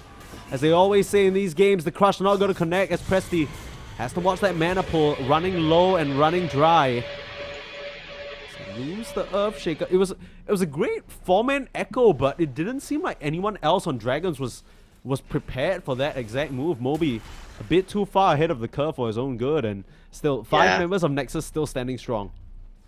I think Darkseer needs to I think the most important thing right now is get this Darkseer the blink and try and be able to get into the position where they can be able to get this, get that off. I mean, get the vacuum, but still not the wall just yet. Darkseer just gonna turn around into his own death. Might just have to buy back now as Tavi has to pop that Terror Wave to go into that form, but already your Ancient, it's dropping. You need to repel the attackers right now, but Rechi's just gonna full commit for it. The Ancient, it's dropping low and it doesn't have enough HP. The Wind Ranger on a last sliver of life will be able to finish this off. And despite their best efforts there, a few slip-ups on the side of Dragons in the last moments allows Nexus to walk away with that one. Well done. Yeah, I think they needed to hold their nerve a little bit. Except that the Wind Ranger was maybe going to get a little bit of damage towards the Ancient, but just try and force her way and then commit together towards the rest of the team. I think there was just a little bit of a miss. So the problem there was that the Darkseer didn't have the blink and the Earthshaker did, and you know, I've been that Earthshaker a few times. You see a big group of people together, and you're like, I have a button for this, but it just doesn't end up working out the way you want it to, really, does it? Yeah, but I think that's kind of also the issue, right? Because you're well past the point that one Echo Slam will save you the game, and I think after Nexus ran up into 4 to 5 Echo Slams in a row, they're like, hey, maybe we should worry about this Earthshaker's one button that he's been completely decimating us with. It didn't seem like they knew who was going to respond to that Wind Ranger just walking up, BKBing and ulting that objective. And that was something that was always going to happen, right? At some point, Rechi was just going to be like, look, you know, I have a BKB, I have safety maneuvers, let me handle it. And that's exactly what he did, and they kind of got split up in that moment, got a little confused and lost the plot. Even with a crazy Echo Slam, the Darkseer wasn't ready to connect. And yeah, I mean, any final thoughts for you, Lude, before we send it for a short break before game 2? Oh, just give me another almost hour game. Give me more rapiers. Give me tier 5. I want to see some tier 5. Yeah, we didn't get the 60. And I thought we were going to see those shenanigans come out, but no. They decide it's enough of them. We'll see whether Team Dragons can come back. They've already put up such a great fight, and hopefully they bring this into the second game. We'll be right back after a short break. Don't go anywhere. We'll be right here.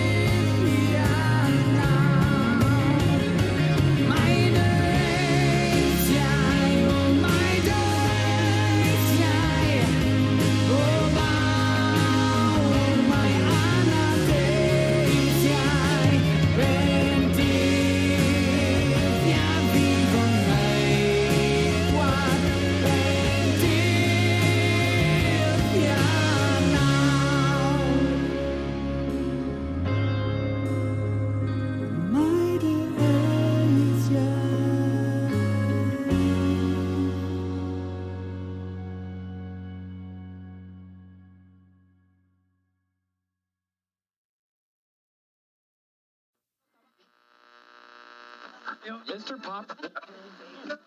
Eat.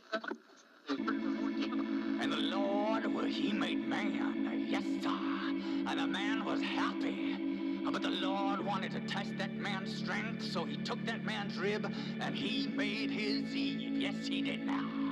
Well, a man was weak and woman was strong, and seduced by the snake of temptation, she strayed and broke that man in twain, just like you broke my heart and left me in sorrow and pain. And all I can say is Intimately complicated. In your eyes I feel fixated, paralyzed from my eyes down. Sticks and stones will always break me, but it's you that suffocates me. Never fail to take my breath away. And I fall down at your feet. I feel incomplete. And I guess I'm stuck on you. Fuel to the fire, can't get any higher than you.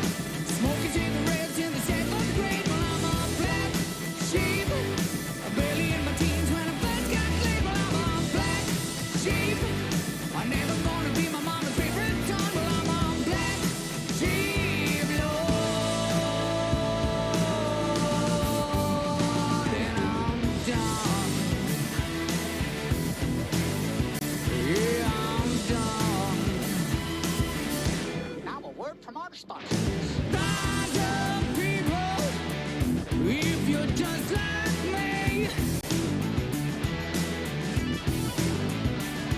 Well, rise up, people, if you like what you see. Well, rise up, sister, if you're up to no good. Well, rise up, brother, if you just plain misunderstood. Lord, I know you want me to be an angel. The only way I'll be divine is if I fall. 'Cause I'm a black sheep, smoking cigarettes in the seventh grade. I'm a black sheep, I barely in my teens when I first get sleep. I'm a black sheep, I'm never gonna be my mama's favorite son. But I'm a black sheep, Lord. And I'm done. Why did God have to appoint you to be my mother so I could just disappoint you? Don't you know in all eventuality that your 2.4 creates complexities? Well, how did I let you down? When I'm circumcised the clown, tell me, how did I let you down? You know, it's a joke. How did I let you down?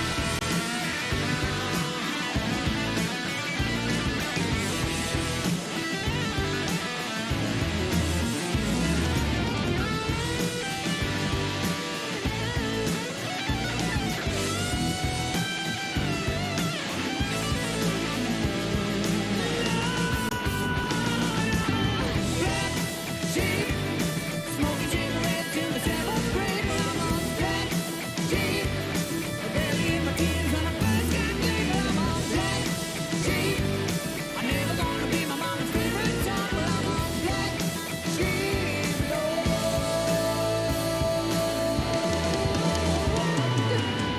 Black sheep, smoking cigarettes in the seventh grade. Well, I'm a black sheep, barely in my teens when I first got laid. Well, I'm a black sheep, I'm never gonna be my mama's favorite son. Well, I'm a black sheep, Lord. You know that God got me so stop being a pretty still I'm done.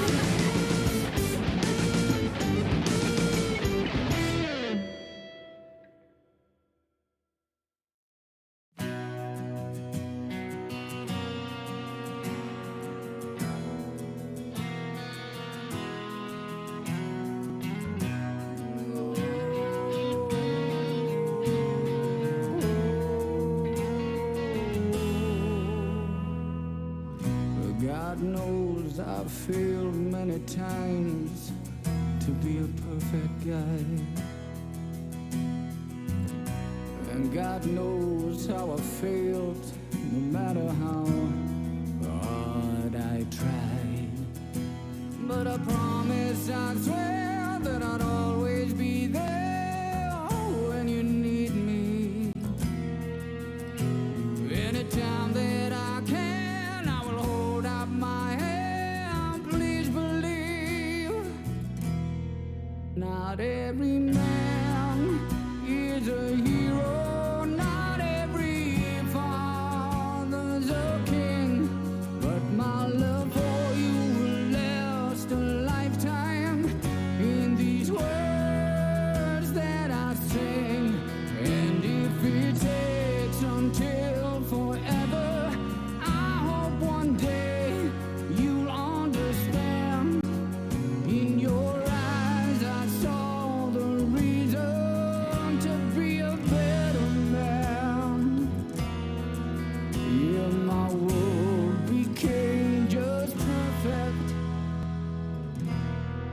because of you.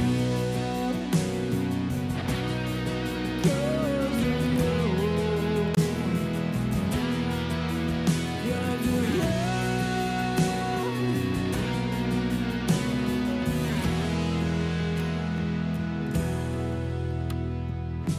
And when the curtain comes down on my lifetime, and when I sing my final song, say my last goodbye, I will look back with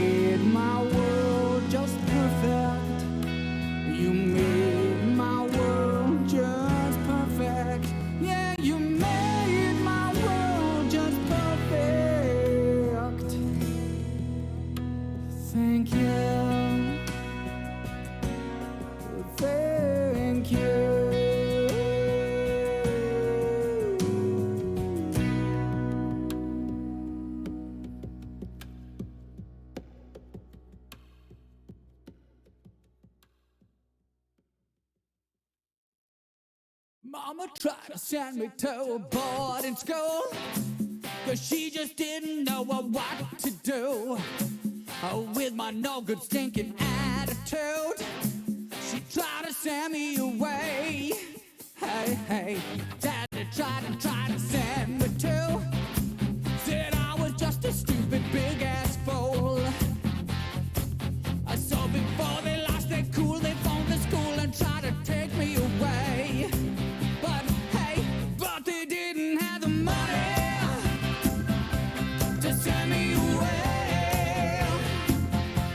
They didn't have the dough to make me go, so I had to stay. No, they didn't have the money,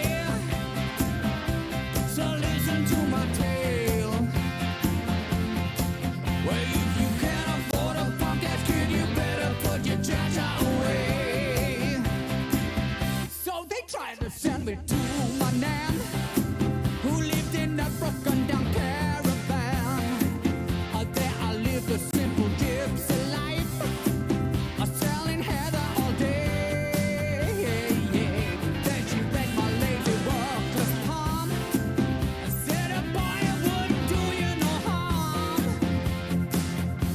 to pick up that old guitar and learn to play. Now go away." But they didn't have the money to send me away. They didn't have the dough to make me go, so I had to stay. No, they didn't have the money,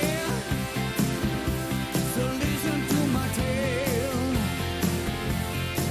Well, if you can't afford a punk ass kid, you better put your trash away. Get out!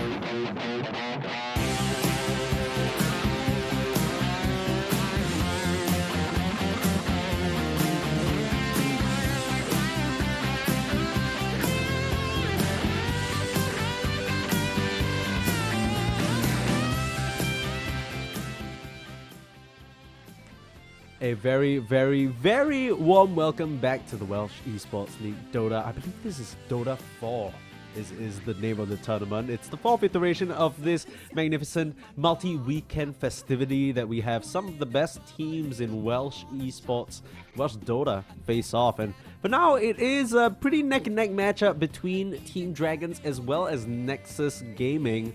Lude, that was crazy. I mean, if we get another one of that, I don't know how I'm going to sleep tonight. Oh, yeah, I mean, what a turnaround. The Dragons managed to get a really strong vacuum plus wall plus Echo Slam, Echo Ice Slam Blast. plus the ice. I don't know who I was supposed to call it, but the Shivas was. I think Oh, the big yeah, part yeah, yeah. we didn't really talk about of why those fights went the way they went Yeah. is I think it wasn't just as important to get the vacuum. I think getting the Shivas off, the veil was actually a big part Sure. of why those echoes were as nasty as they were. Like, Oh, yeah. yeah, that was. And I mean, that even fight was Giggly's, huge. all of Giggly's ice vortexes, right? I think we tend to forget that those little babies amp magic damage up as well.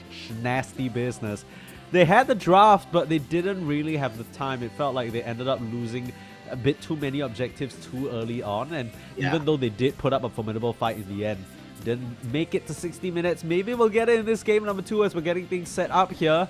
Now, Lude, you told me your favorite thing ever is you like to set things up, right? You want to play a little bit profit, you know? You want to call something and then have it happen. Best moment of satisfaction. I feel that too.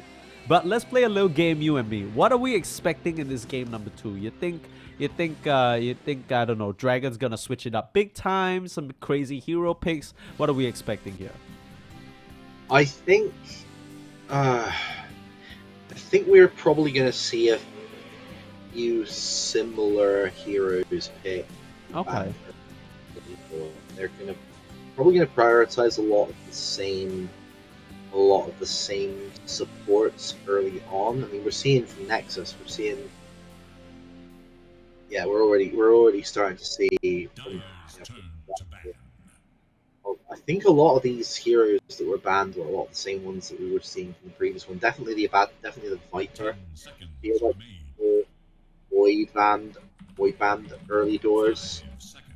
On the side of Nexus last time as well.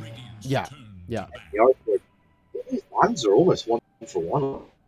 I mean, we're missing Treant Protector, Nature's Prophet are the ones that I'm sort of clocking in right now. So the Treant Protector is open, but none of the heroes from the previous game have been clocked out. So easy AA pick, Nexus.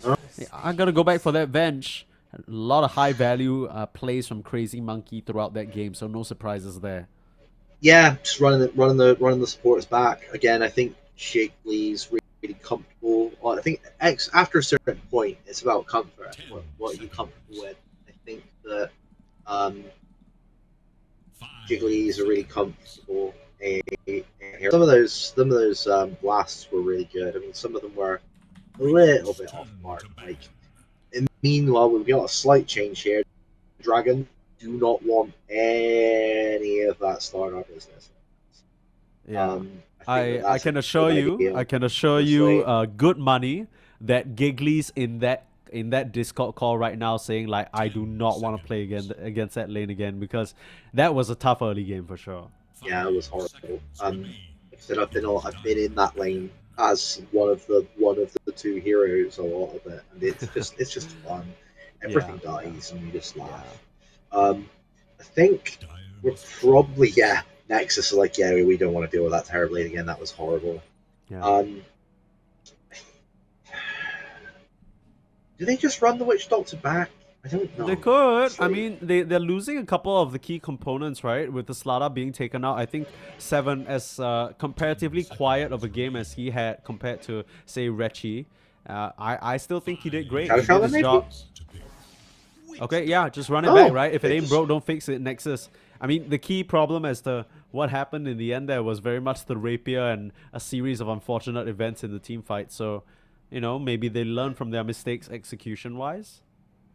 Maybe. I wonder if I could benefit from maybe if we haven't seen Shadow Shaman picked up this game. Been completely ignored in both the picks and the bans. I think maybe having a way for Dragons to maybe have some early tower push, be able to take some of that real estate off of Nexus might maybe help give a bit more space for whatever Tavi ends up playing. Yeah, this is a bit more space for Presty to run around. I mean, I get what you're saying. I'm just if I'm in the Dragons lineup and Tavi's telling me, look, Moby, you're playing Shadow Shaman this game. I look on the opposing side, it's a Venge, a Witch Doctor, two fellas that can cancel my stuff from far away. I'm like, look, you trying to set me up to fail, or what are we talking about here? So, I mean, Shadow Shaman, I get where you're coming from, though. I think, they were missing a bit of the tower pressure because Terrorblade was too busy trying to farm. And, I like this a lot. Centaur Wall Runner and oh, wow, immediately snatching up 2 calls. There is a possibility that they play the Centaur as a 4. There is true. School of Thought right now where you go. There is a School of Thought right now where you go basically max out your stun. You don't really take your double edge early doors. I think. I don't. Again, I mentioned to you earlier on that Centaur is one of my more played heroes, and I don't like that. I think Centaur needs farm, especially with how good Veil as an item on Centaur is really strong. With it building into Shivas the way that it does, the fact that it basically gives you damn near the same thing Guard gives you, but it arguably better.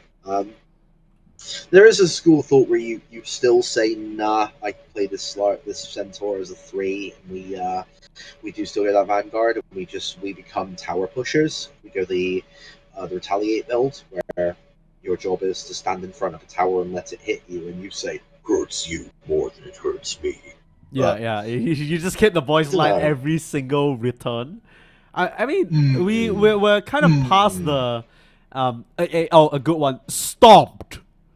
Yeah, exactly. That's the one. Yeah, okay. no, my You- favorite voice line combo is stomped. Yeah. After you stomp, you gotta Enigma. really let it marinate, right? So you hit the as well. Immediately, Nexus maybe taking a page out of the Book of the Dragons. Some crazy team fight. What is this? The play from TI? Like, Naga, Siren, Enigma. When's the last time we've seen that? Yeah, this is feeling very much like Nexus. Like, well, yeah, you had all these big team fights. So the Naga Siren, the Naga Siren being able to song into Black Hole, Maledict. This Ugh, look, disgusting Lude. behavior. This is kind of weird though, because I can understand that, you know, Black Hole, it's gonna be this be all end all slug. It doesn't matter if he can't pounce out of this one, but Naga versus Centaur in lane, that sounds like a real tough time. And Yeah. Enigma versus Slark, he doesn't really care. He can always walk up to your Eidolons, clear them out with the Dark Pact, and you know, once he reaches that level 6, he'll be all over you, and your Black Hole cooldown is close to 2.5 minutes, my friend. Ooh, a LaSalle Deathbringer. I don't see that very often. I suppose, again, that's another hero that we were talking about it earlier on. You know, as a witch doctor enthusiast, seeing Mancer is enough to make me cry, and seeing Venom and AA, they are really sort of going in a lot on this, on the slow and on the regen reduction. I think this is going to be a sad time on that front. Centaur will eventually end up with a Shivas. Slark will probably get Skadi. They are just. You apparently can't heal if you're Nexus, according to the Dragon's design. Yeah, Looks- with the Venomancer, it's gonna be a scary lane with the Centaur. It's quite interesting because in a way I feel like these teams are very much thinking about their own strategy in terms of countering what they see across the board, because you think about the Naga Siren, it basically has an inbuilt dispel with that mirror image, right, to deal with what the Venomancer wants to do. To be fair, it is a decent blink counter to the Enigma. You put the plate wards down, you cancel that out. It's definitely some intricacies going on. Yeah, hit me. Do you ban Ember if you're Nexus? I kind of Got feel the like Naga you have Siren to, right? illusions and the Enigma Eidolons. Yeah, You've got a lot of things that could really be sad if you suddenly get hit with a sleight of fist maelstrom. I think you've got to really, haven't you? Yeah, and especially with the game that Presti had, sure, Rechi had a great sort of laning stage, but, you know, sure, Rechi also does still have last pick, so you could pick a mid counter. But yeah, that Ember really did help them in certain instances grab a couple of kills where they otherwise shouldn't. And I mean, you know, your Ember fingers are all warmed up already, right? So why give this player that comfort? And there we go. There's the ban. I think the other thing as well is one of the best heroes that apparently is a really good counter against Ember. There's already 2 mitigating factors for on the side of the Dragons. It's not uncommon to see apparently Huskar played against Ember because apparently it's a pretty good lane matchup. Yeah. And Dragons have Ancient Apparition and Venomancer, you don't pick that anymore. Meanwhile, Dragons are deciding, we don't want to deal with your stupid mid laner either, so it's mutual respect banter on that front. Go on the side of Dragons. We go boring. Is this boring Dragon Knight time? Is that what it says? Yeah. Do you Dragon Knight against Enigma though? That's percentage HP damage. They'll cut you down every day of the week. I don't know if you can afford to do that. I'm thinking more fast pace. You know, play the Slark, play the Centaur, grab me, you know, Void Spirit, Storm Spirit, somebody who can zip zap all over this Naga and crush her in the early stage before Net or Song becomes a problem. I mean, even a Puck isn't too bad in this case because you have so many telegraph disables. Puck could be something. Yeah, we'll have to see. Something. Presti, you know, we don't really know what the pool for this player is, so we'll have to see. Yeah. We only have 15 seconds left, though, so it isn't a lot of time to consider. Silencer, if he doesn't get caught in the... Oh, Lena. There we go. Okay. Yeah. Yeah. There we go. Classic. Literally, take advantage of Ancient Apparitions Magic Amp. You know, you're so slowed, you try and run in, commit on the Lina. I guess the idea is that the Slark and Lina will always be playing on different layers of the fight, so you're not too concerned about a Song Black Hole catching everybody. We'll have to see though, things could get tricky for sure if this Lina starts to get aggressed on. Is Puck an option for Nexus here at this point? You've got the ability to phase shift dodge the Lina. I mean, Puck versus Lina and lane is just so tough. And realistically, Yeah. I'm not really sure which laner beats Lina, right? It's always been this be-all, end-all, will always dominate the lane because of the attack range. Oh! Speaking of attack range, okay. I beat myself to it. Okay. Nexus are going a little crazy with this because with this sniper, it almost feels like Rechi is saying, I've dominated you in the lane last game, I can do it again. Yeah, I'm also really, really happy that Reichi is rocking the same sniper set as I've got from the chest. I think it wasn't the dire type one. It was the one afterwards, wasn't it? It was the dire type one. Nice. Yeah, no, it was. Oh yeah, we had like a weak version of dire type this year, didn't we? Something like that. Yeah. Disappointing that it doesn't have the ho ha ha sticking out of his back though. Otherwise, we'd be 1 for 1. So I'm a little disappointed. Right. Hashtag be better, Raichi, I guess.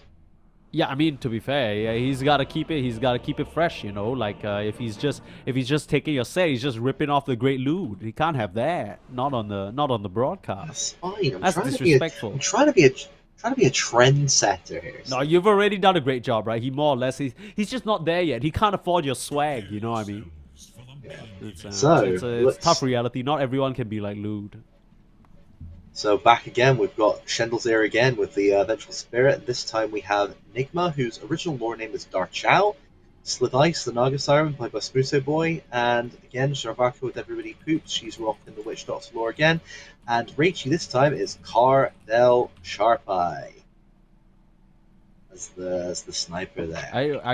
I guess the ones on Radiant are already mentioned, because Lina is just Lina the Slayer, right? I mean, there isn't. And then you already name drop Venomancer. You know, we know what Centaur is. Bradward, okay, you know. Bradward, and there we go. Yeah. Hey, okay, wait. What's the Slark one? What's the Slark? Nightcrawler. Ah. Slark is the Nightcrawler. Do you remember what AA's name is? As in in Dota 1? Yeah. You're asking a child, brother. How would I know? A Nightcrawler is when you tell me Nightcrawler, I immediately think I don't even think of Slark. I think of the X-Men character. Yeah, same. Yeah, looks like the oh no, Gigglypuff. Nexus, getting a bit caught off guard here by the brazen high ground attempt. It's a Venomous Gale that doesn't connect, but the shrapnel misses as well. 3 shrapnels in a row used by this sniper early on, and that's kind of tough because not only are you low on that resource, in the early stage, the sniper doesn't actually outrange the Lina. Rechi, he might not have the best time in this mid lane as he's expecting. That feels like a mistake, really. I didn't manage to get the eye on the. It's a good try, Presty. There. I mean, this is Presty's moment to strike, right? You need to take advantage of these lacking resources and really pummel this sniper. Yeah, you need to stay. You need to just really pile the pressure on as much as possible. You've got to take advantage of that early strength that you possess that the Sneaker does not. It's already late into him.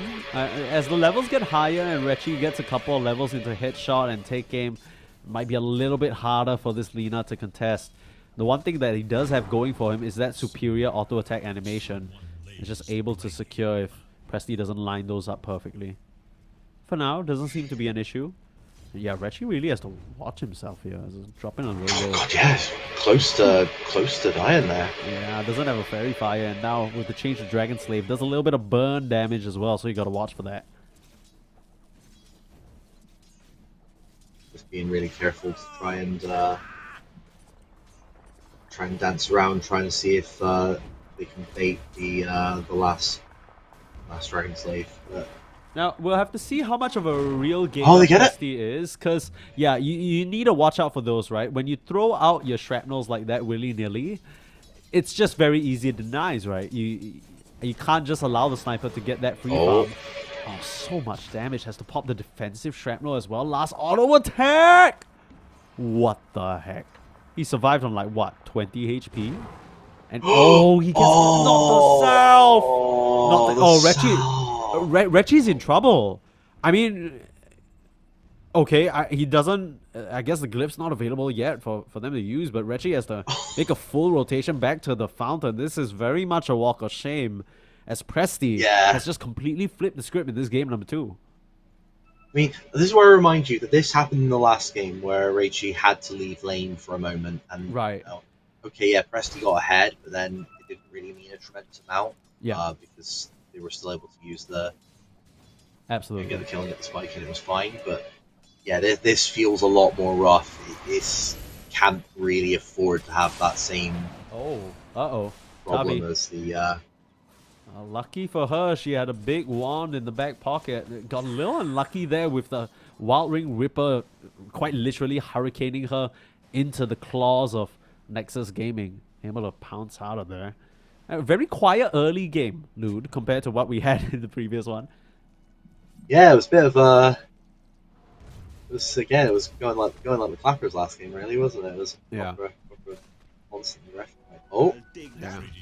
Oh, Even the people in the Frida. stands were trying to get in on the action, jumping in from all the lanes. And now Rechi does get a nice little courier pick off. I don't think it actually killed off anything significant there. It's going to be 1 minute before the Lina can get any additional items out, but still did manage to get the boots delivered. So not too sad about that. Yeah, I mean, what? She goes bots, so whatever.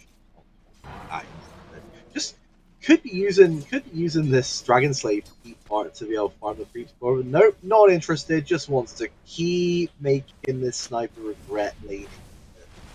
Just Yeah. oh, I'm so here, just here for that. Yeah. And it's kind of nice to see this case happen, right? Because honestly, after the performance in game number 1, I was a little bit worried, given that, you know, Nexus had the last pick. Yeah, Moby surviving on the sliver, had a wand, so he was fine. But, oh, Rechi, what is going on? 39 Does HP. not want to end up Yeah, towards this. Bruh, this Presti's lane, on the hunt. The courier's giving him away. He has another... Does he... Oh, just tickling his little cape there for sure.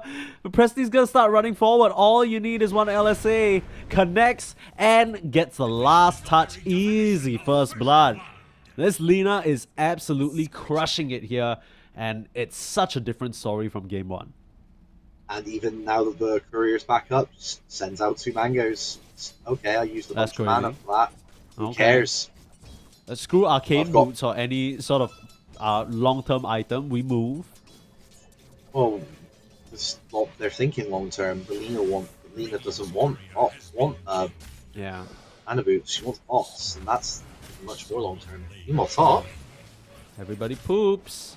Getting worked down by Ms. Rain, but a bit of a interesting build from this Centaur. I think we're very much in the age of Centaur where we see a lot of players on the off-lane emphasize more on the double edge instead. But specifically up against the Naga, seems like he's gone for 2 levels in Retaliate. I'm here for it, honestly. I am actually really here for it. Again, it's one of my more played heroes. I think that the ability to touch off of the illusions is helpful, but I think maybe a value point in double edge. Yeah. Be able to do it down. I was thinking, I mean, you're the Centaur expert, so you need to tell me. I think the Retaliate value point is useful, but I mean, what have you been picking up? You know, the double edge seems to be such a good solution to these illusions, and I mean, a Naga without her illusions, she's a sad, sad fish. Yeah, I would probably be going. I'd probably have the 1 point in Hoof Stomp, probably 2 double edge, 2 retaliate by this point. Okay, Especially okay. considering, here's the other thing. Think about Yeah. what Miss Rain has just got delivered on his career. He's now Yeah. got a. He's Helm? got a not the helm. He's now actually got a completed veil. Oh, wow, he's rich. What magic damage is he currently amplifying? His stomp. Yeah, I mean, you're not really playing to your strengths, but it's not gonna matter as Mizrain just able to, with the help of Moby, slow down that poor Naga Siren. And the Witch Doctor has actually made a little excursion to the mid lane to try and help out Rachel on that sniper. Mizrain, it's a very different story from the previous. For this entire Dragons lineup, they've awoken the beast Nexus, and Dragons are here to play. Yeah, I think that we're actually seeing the last hit charts at the moment. We're actually, generally speaking, Yeah. having a much better time in this lane. Okay, if the Naga gets space, the Naga gets arguably gets scarier than the Slark. But I think if this Slark gets off to a good start, he's just not he's gonna have so much agi. He's just not gonna care about this Naga. Yeah, and this is before the tier 1 tower has fallen, that Mizrain already feels so comfortable sitting back here, cutting the creep wave, you know, hyper efficiency when it comes to farming. You know, you think about it, when the objectives start dropping and this Centaur starts just daringly walking into your territory, suddenly some of this efficiency that you want as the Naga isn't going to be quite as easy to attain. Yeah, I mean, honestly, from a Centaur's perspective, I'm seeing it as, oh, you want to creep pull, you want to pull your creeps for me, do you? Oh, cool. You want to make it more efficient. Black hole, bot side, gotta hold that thought. The Slark, the one hero on the side of Dragons who isn't doing too hot, is going to take a tumble. 7 burns out to the remaining damage from the Lina, and the Laguna past that Vengeful Spirit will finish her off. It's a big Presty W, but it comes at the cost of the Slark. And the fight recap kind of blocked us off, and I think for better, because we had to see Giggly in her trying to encourage her teammate, you know, was trying to tip off Presty. You know, you had a rough first game, second game, you're doing so much better. Forgets that the Eidolons exist and ends up giving a freebie over to 7. Yeah, that's a mistake I've made more than once. I will admit. Isn't interested on the side of Prestia wants to keep the stacks going. Just waits and lets it expire before the starting up the next 4. I find that interesting. You know, Prestia's been playing really well. They went for a finished Aether Lens before getting the boots of speed. I think that's a really interesting choice. Yeah, just wants to be able to get spells off on this sniper as a I think it's not too bad, because when you think about it in terms of instant disable, you don't really have an option. So maybe you're just hoping to try and catch them off guard, and you know, you're not at the point in the game yet where the boots of travels, you don't have that much map to work with, right? The tier 1 in the top side, it's really the only objective, and yeah, it's still more than half HP, so it's gonna be a while before that map opens up. So probably that's the thought process there, Dragons. This sniper is having a bad time, dude. Yeah, this is not a fun matchup. Oh, Geely with the blocks there, trying to block off this bench to make room to feed her into the maw of this Lina. Oh, Giggly. Right. Oh, crazy. He tries to commit for it, falls for the trap. Comes forward though, starting to give vision. Uh-oh, Presty. Now getting squared up upon by both. What is even going on? I mean, you're trying to come through onto 7, but now a Slark's on your back. Tavi has made it all the way into this fight. No Black Hole trying to body block. Poor little sniper. Nowhere to run. Last touch still juking around the trees. Are you kidding me? One last light strike array tags them both, and Tavi still fighting. 7 doesn't have an ultimate to throw into the mix. And this is going to be a very easy pounce. Another Essence Shift stack. I mean, it's just been big dubs for Dragon all around. Yeah, this is really clean on the side of the Dragons. The Nexus need to calm down. I think they need to accept that, okay, maybe the early laning stage hasn't gone their way, so maybe looking for some of these kills might not be for the best. Just try and make space to this Naga. Naga is your position. Okay, Sniper is currently below the enemy Centaur in terms of farm, which is kind of rough. And I think that's another difficulty, is that they have Enigma, who is also a deceptively greedy hero. I think that the Sniper just needs to accept that for a little while his job is going to be just try and take whatever little bit of table scraps of farm he can get, while the Naga and the Enigma sort of soak everything else up. They still managed to keep it down to a sub 1k net worth at the moment, so they are still managing to do quite well themselves in that sense.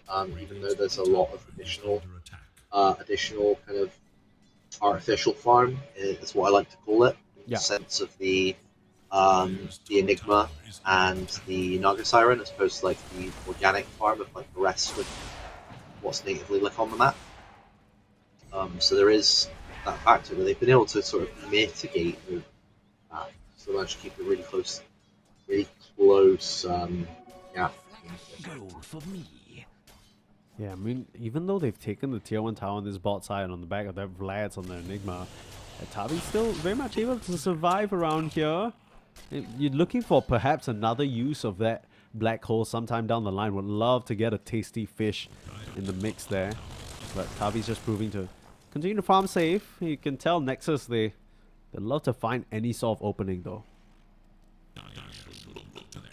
Yeah, it's really difficult, especially like I think the hero that you really need to shut down the most at the moment, I'd probably say would be this Lina. Like okay, yeah, sure, catching the Slark out would be great. But I think getting a stop on this Lina, who's been able to just sort of kill heroes around the map unmitigated, I think would probably be more rewarding at this stage. But again, the most important thing at this point is facilitate this Naga. If you're not, what you're doing isn't helping the Naga get the space to farm. I actually don't know if it's what you should be thinking right now. You know? I mean, for now, it's very much an advantage towards the Dragons as they were able to come out of the laning stage swinging. Oh, Ice Blast coming through, Stampede as well. They want to get the touch onto this sniper. Really One Laguna. nice. It looks like he's just going to tick out. But what? I mean, everybody poops. And it's a really nice coconut stun, putting a stop to the aggression for now. 7 coming through. 2-man black hole. This is what you wanted. Give it all to the sniper and more. One last Dragon Slave can't finish you off. You just need a bit of vision. Another Assassinate can come through. And this Lina is as good as dead. Double kill for Rechi. And the exact turnaround that Nexus wanted. Really clean there from the Nexus. Really managed to... The Enigma there being able to sort of weave around and find the space for that two-person for the 2-man black hole there, and then being able to get the pick off finally and shut down this Lina. Like I said, kill this Lina, shut her down a little bit. The fact they were able to put some of that gold onto the sniper, we've already brought the level disadvantage to the pattern. They're basically even now. Now the net worth lead is swinging in the Nexus' favor. It's almost like I said they should do the thing, and they did the thing, and it happened. Yeah, It's, you gotta watch yourself. I mean, Dragons, they were definitely suffering a bit from what I mentioned. Without the Blink Dagger on the Centaur, they don't actually have a lot of instant disables. They just try to stampede down and run at Nexus. I almost got the Sniper too. It's just narrowly surviving. I feel like that's been the story of these two games so far. All these juicy targets just baiting you closer and closer until you sort of find your own demise more than anything. Yeah, I mean, I think I've played like one game of Centaur since this Shiva's build really came into vogue.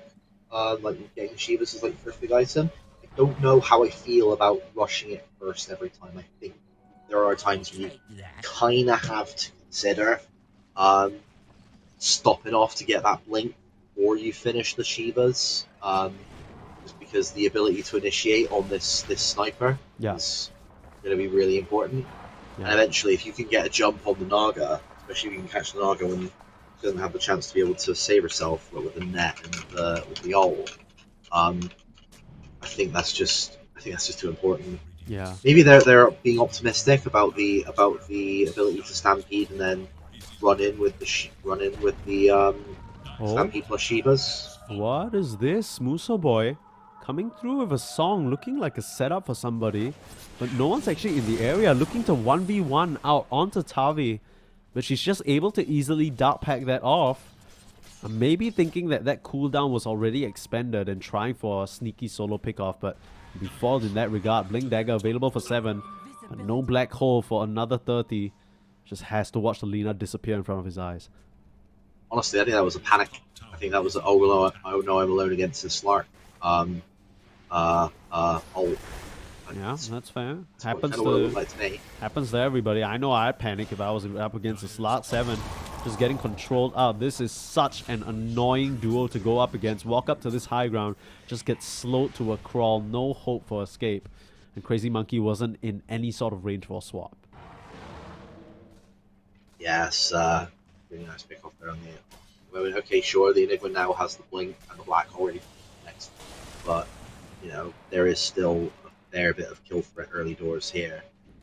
This rain looks like he's thinking about it. It's just A little it's bit just so difficult for awkward, everyone right? else No to get blink. there. Yeah, almost finished on that Shivas now, so you know he'll have the blink plus the Shivas in like 2,400, like 2,500 gold. So Yeah. it's whatever. Um, I, yeah, I do genuinely think that at this point it could be something said saying, "Well, I've got plate mail and the veil.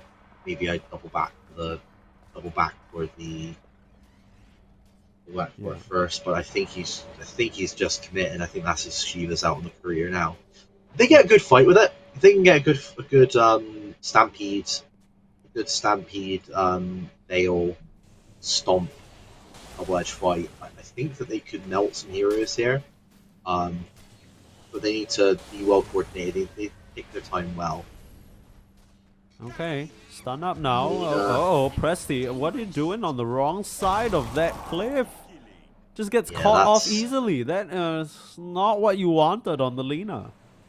That's just a silly mistake, really. That's wasn't very cash money of Lena. True. Just if you're right next to Avenge and a Yeah. Witch Doctor, both of which have stuns and enough magic damage to melt you, probably without intervention from anybody else. Like, Yeah. what are you doing? Like, Well, it is cash money for the Witch Doctor who got the credit for that kill. Everybody course. Poops will be extremely pleased about that. And suddenly the pressure's just reversed. Nexus Gaming, they're the ones pushing this tier 1 instead. Swap back on the Centaur. He does have a shield rule, force the Stampede out. He's lost a considerable amount of HP thanks to that Maledict and will continue to tick lower and lower. I'm not sure if he's going to survive this. As the great old Witch Doctor says, he is about to pop.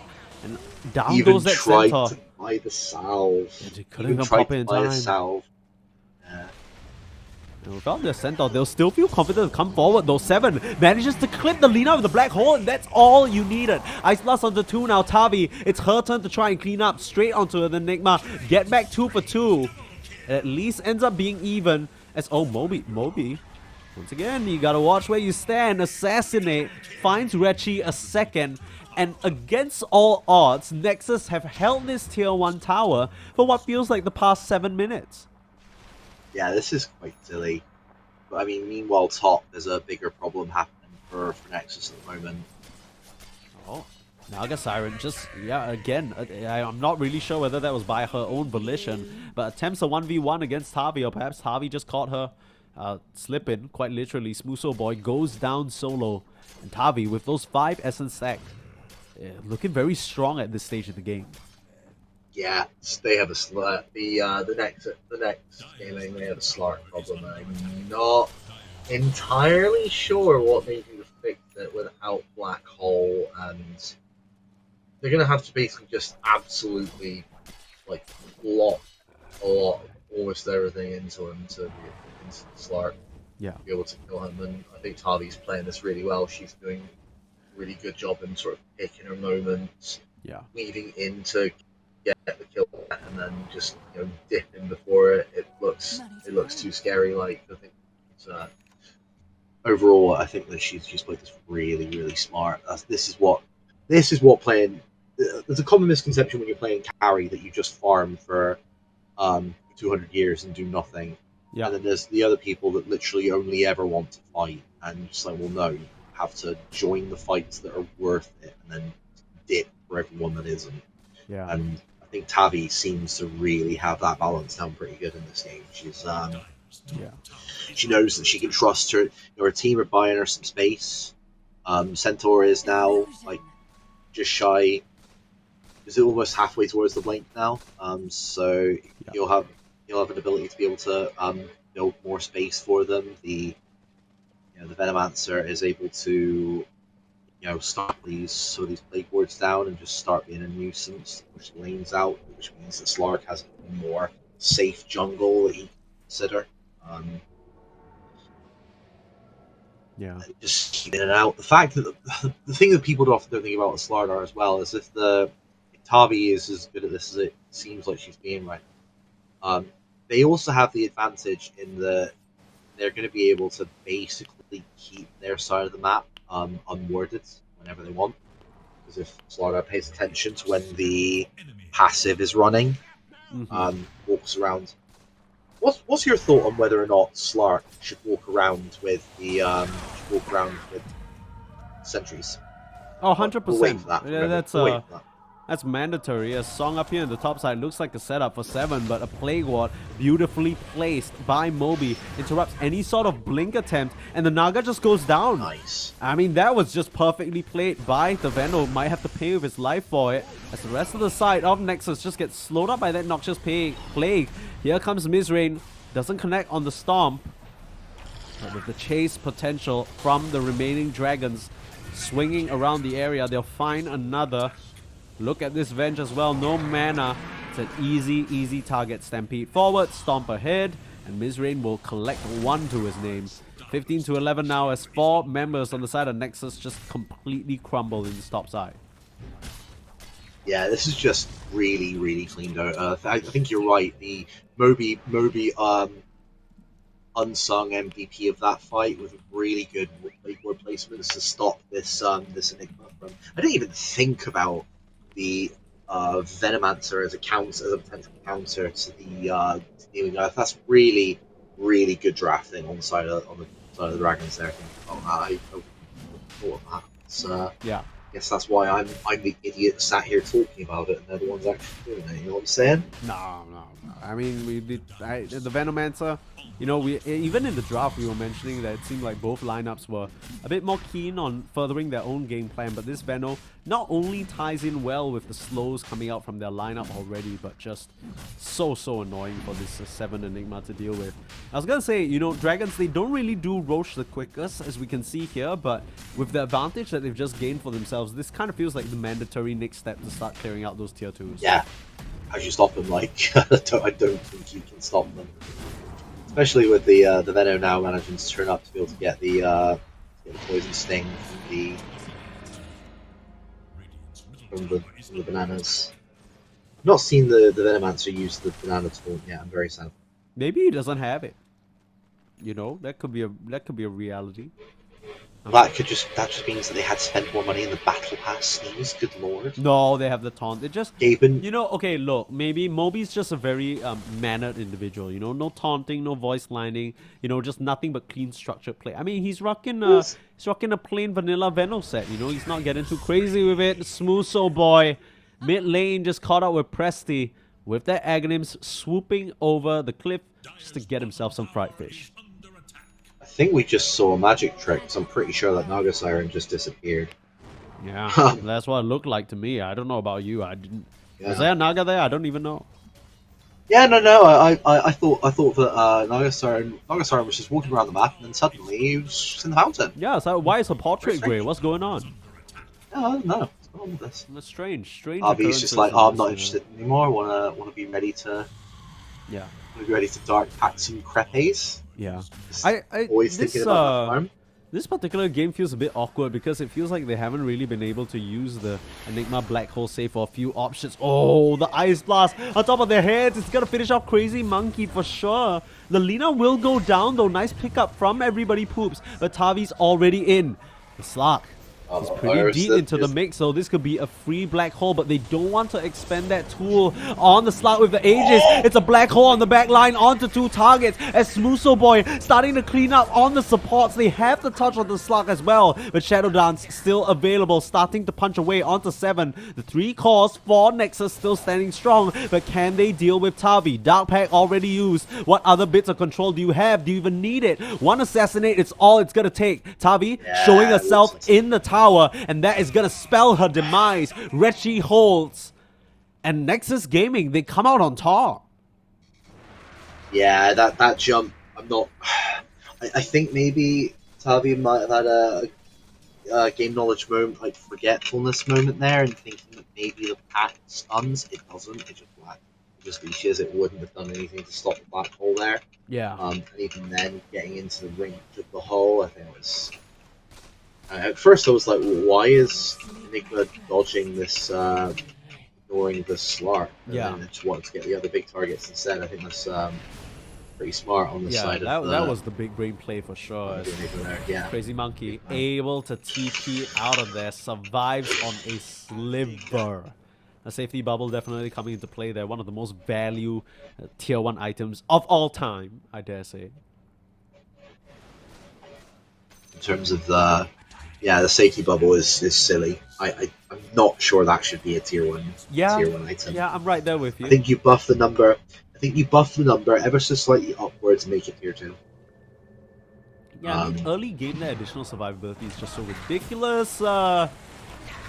Retchy, just a bit of unfortunate happenstance there. Just finds himself in right in the way of a Slot's TP. That's an easy, unstoppable kill streak. Oh, the tips coming through as well. They really want to make Retchy hurt for it. The XD, Yeah. I mean, that was really more unfortunate than anything, right? And we're talking about Moby being good man, and no. Here comes the voice lines now. Oh no, that's a pretty wholesome voice line. Yeah, fair. You fair. leave my girl Sheepo alone. All of her, I like all of her voice lines. I think they're all valid. No, not sheepo flaming here. Just, Moby decided to pop that one out. And in a way, I guess the slot gave the sniper a big fat kiss at Tabby. Looking to smooch another as she'll take down everybody poops. The classic Witch Doctor gameplay there. Not much you can really do about that. I say this lovingly as a Witch Doctor sufferer. Yeah, this. I wonder what the Tavi's going to go for. Do you go the agility gain stolen? That's the shift. I feel like at this point, maybe you do. Yeah.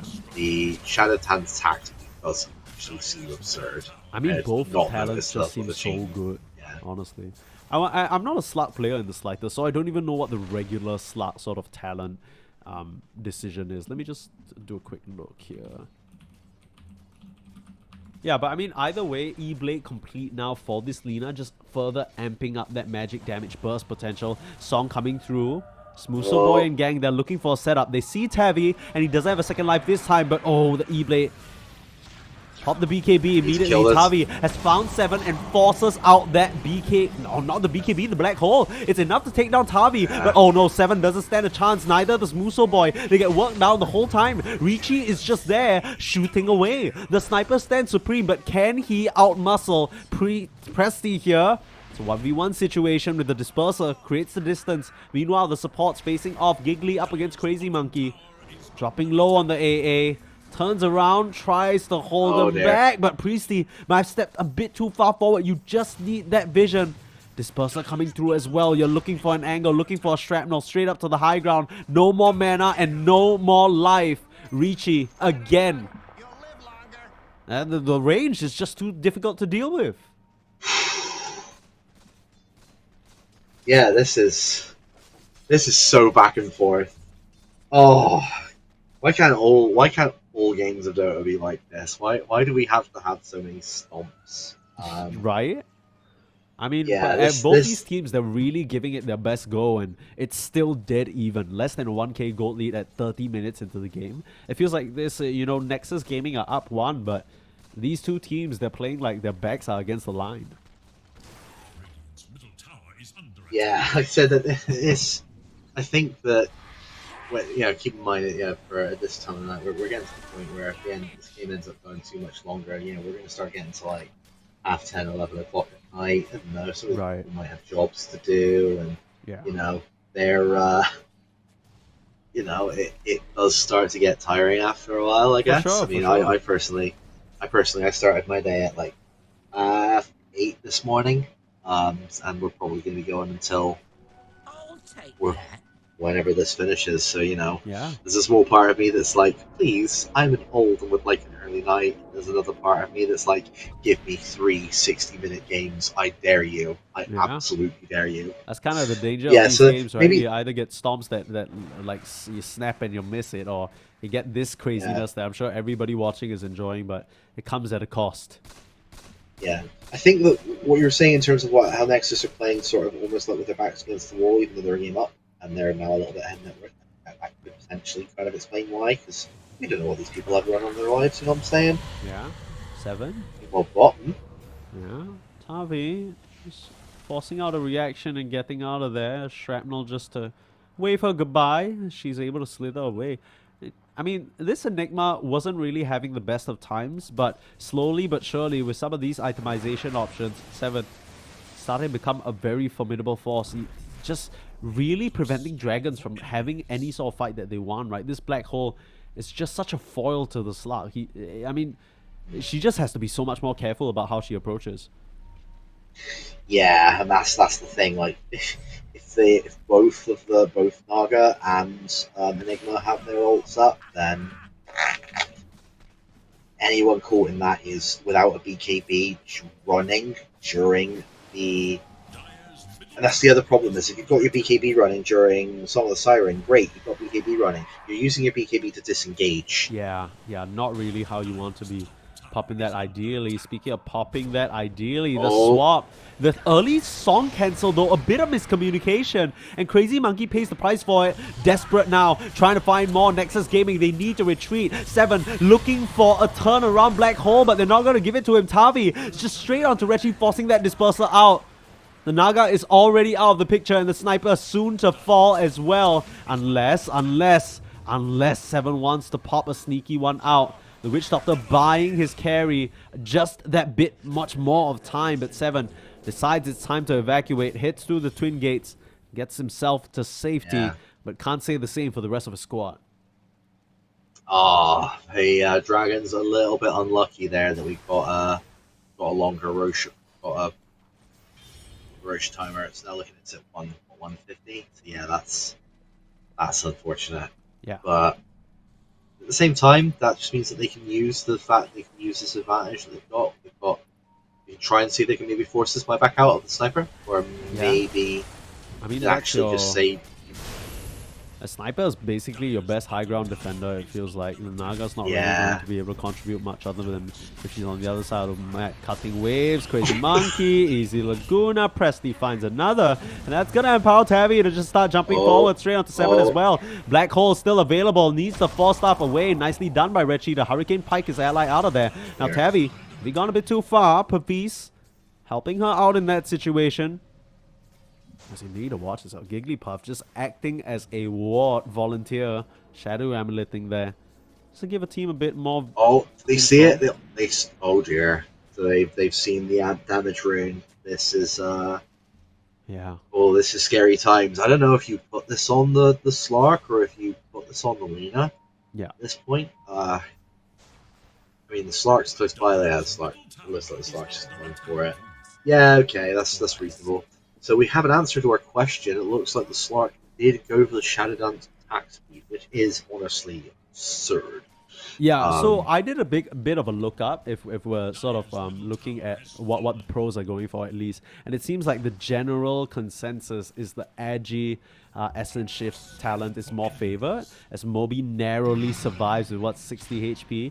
Trying to get away now, but the sniper, Reggie, that's not where you want to be. Just starts getting run down by Tavi, and she smells blood, but so does 7. Would love to find a black hole. The Witch Doctor does die on the back lines, though. They'll immediately just both silence and black hole the Slark, but the response is there, canceling it out. And just like that, your big team fight tool is done. Smooso Boy has to be left high and dry. And no way of helping him out. No, the Sniper. The Sniper must have died to just some lingering Ice Blast damage or something like that. Maybe hitting the Centaur, dying from the return, proccing the Ice Blast. Not what you wanted, and that is a die back. Yeah, that's a tower. If Dragons that little bit, look at that. Like, the retaliate damage. It procs the AA Ice Blast. Are you kidding me? And just like that, they're going to finish off the Venge as well. Lude, I think... I hate to call it early here, but without your Sniper for 70, we might be going to a game 3. Yeah, I think that's... I mean, it's... If Nexus can... I think, honestly, Nexus probably just need to accept that they're losing a lane. Move on from there. They might maybe lose 2. I don't think they've got time to Megas them here. Yeah, maybe I'm getting a bit ahead of myself here, but if they keep bleeding on kills on Nexus, It's gonna be the same story. This Witch Doctor just goes down again. And everybody poops. Does have a buyback though. Can get back into the mix and contribute with that Death Ward and Voodoo Switcheroo. Might just have to pop that one. Yeah, she can get back into this, but the problem is they still don't have their sniper. They still don't have Black Hole for another 75 odd seconds. Like, almost all of their good fights have been off the back of having really good Black Hole placement. Yeah. And unfortunately, that time, I think they just overcommit and got excited about the Slark. Yeah. Forgetting that, you know, Nina has an Ethereal Blade Yeah. and Light Strike Array. And Enigma does not have a BPB, so... Too much magic damage. As speaking of magic damage, the Enigma just gets completely melted 50 seconds without him. And now you're forced to pop the song. There is an Ice Blast over your head though. You need to watch yourself. That Manta's not going to help you dodge a thing. As, yeah, I'm not sure whether there's a fight you can even engage into. Just gets mopped up by the Dragon Slave. Smusopoi just gets obliterated. Now, the sniper does finish off Veno, and they take down the Centaur while they're at it. Break the Lincolns, send the Assassinate flying the Lina's way, a bit of a warning shot. That's going to be enough to peel Dragons off of their base. 1 Rex remains for Nexus. Yeah, I mean, at that point, being able to pump in even more damage towards the enemy base, I feel like if you're already as low as you are on the side of Dragons with Centaur and with the Venomancer, I don't know about you, but I'm happily throwing my life away to make sure that we can secure a little bit more permanent building damage. And in terms of where we are in terms of buybacks, the only person on the side of the Dragons that doesn't have it right now is Slark, and well, they're 810 gold behind it, and they're at 633 GPM. So what, minute and a half they've got it? Yeah. Like, you know, who cares? There should be quick work for them here. A Swift Blink being looked at by Rechi on this sniper. And true enough, I think this sniper has very quickly become the most important hero in the game as a byproduct of being the best high ground defender, right? As long as you can keep that distance and not get instantly burst by the Lina, should be able to help your team out with the defense quite a significant amount. We've almost got level 25 now on the Lina, so you've got to, right? You've got to go. The cooldown is absurd. It's so good. Yeah. 25 second cooldown for an E-Blade Laguna Blade. E-Laguna Blade, if you will. Yeah, an online Laguna Blade. Yeah. How did I make a terrible pun and you somehow made it worse, Sneeze? My bad. How did that happen? That's the specialty of mine. No, Right? no. Perma here make to it hustle. worse Sneeze. That's what they call me in the streets. I don't hate the hustle. I'm here for it. Yeah. I'm here for it. Well, on the same grind, you know what I mean? It's real respect, real. And right now, Dragons, they are showing that respect to Nexus, though. Still going for this Aegis, right? They even if he does a little tattletaling, you know, they'll silence him and get that second life. Yeah, exactly. Just push his head down the toilet. Give him a little for swirly, snitching. maybe, you know. Yeah. Shout outs to all my bullies in secondary school. Damn. That's okay. None of the bullies are here in this game right now. You're safe. No, I think we've got a couple of bullies right now in the game. Just not Dragons, ours. honestly. Just not Look at ours. that. Yeah. I think Presti is doing quite a fair bit of bullying, and I think, you know, just maybe 1 or 2 just wards on the side of the lanes just to watch the Lina perhaps flying in on that flame cloak. Maybe you can catch her off guard. Lincolns, even with the Lincolns, right? You can burst her down 100-0, could be a big deal. I mean, she's just been getting away with making use of that flying vision and getting freebies. You can't let that happen. I don't really know. I'm not entirely sure what you do in the sudden next. You have, it's going to have to basically be the same situation, but reverse the teams. Oh, here they go. Onto everybody poops again. Still manages to narrowly survive. Turn around with the Voodoo Switcheroo. Uh-oh, Tavi in some trouble. Has the second life available. And the buyback immediately. Moby's run all the way forward. And he's dead as well. You finally pop the BKB, but there is 7 with the black hole. Instantly gets cancelled by Presti, and the song comes a little bit too late. Melts already to the beautifully planted Ice Blast from Gigglypuff. And things are getting a little dire here, really Nexus. well placed. They're going to desperately try and defend this, but without a black hole and without your Naga, what you got to do, run forward, get stomped down by Mizrain. That's a if I've ever seen one. Seven's going to buy back as well, but Crazy Monkey, already low, has to back up. 3v4 situation. And Enigma, let's face it, isn't even really fully 3. Doesn't have black hole, so Yeah. it's more like 4v2 2.2 really at that point, Yeah, isn't it? hey, you're being It's, nice with the exact percentages for sure. Yeah, I mean, Enigma without the threat of black hole. Sometimes, have you ever noticed that sometimes the best thing you can do in a fight is not use black hole the entire time? Don't use it. I mean, Sometimes the threat of it is worse. I mean, this game, it's very clear, 7. It just, without a BKB, you're just going to get that cancelled very easily by the Lina. That's exactly what happens. Even though he lands a killer one, it could have helped Nexus Gaming pull it out in that team fight. Ends up disastrous instead. It's nothing but a very easy LSA. Presti, he's had those on lock this whole game, and he's having an excellent performance in this mid lane. And honestly, a big shout out as well to the to some of these ice blasts from Jiggly having stun. Crazy. I feel like she probably was hoping in particular to get the stun off. Oh no, not like this. He could just blink forward on Lina, make that happen, and the reaction, it didn't come through fast enough from Nexus. They're starting to get stomped down now, but Smooso Boy pops that song, and they're starting to evacuate. Good moves from the Naga just to fish herself out of that danger. But I don't know how long that safety is going to last. The sniper, even with the blink, just gets collapsed upon with the Hex Ice Blast. No chance. You have a Witch Doctor, but he can't heal you from that. Just getting melted apart. Smooso Boy and 7. Last members remaining. GG's just called. They're out. We're going to a game 3, Lude. Oh,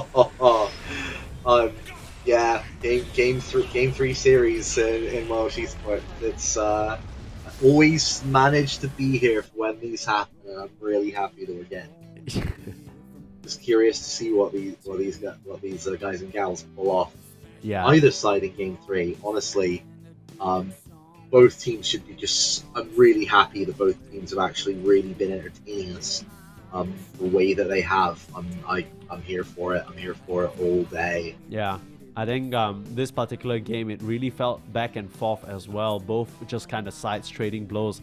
And Lude, we think about it, like you mentioned, UK time currently, it's starting to breach into that late. By the time the players get ready, by the time we're done with the draft, maybe a couple of yawns coming out. Maybe some people need to sort of get themselves a hot drink just to kind of stay fully locked in. We have ourselves a Game 3 situation, but we have to find out who's going to take the cake in the semifinals. Will it be Team Dragons or will it be Nexus Gaming? Don't go anywhere. We'll be right back after a short break. Looking forward to it.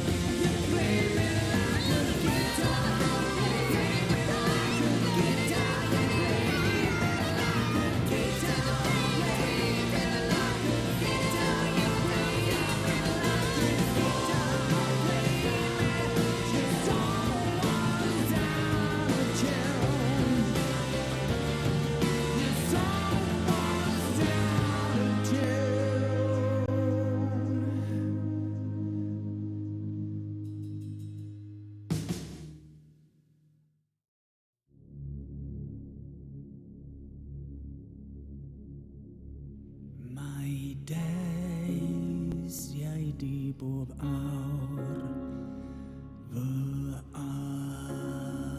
arglwydd ddiw daw heddodd dyner lais o nefol rhyw mae deisiau di bob awr trigger dami Cyll temptasiynau grym yn ymyl di mae deisiau mae deisiau bob awr mae arnaf deisiau bendith a fi fy ngheidwad bendith a nawr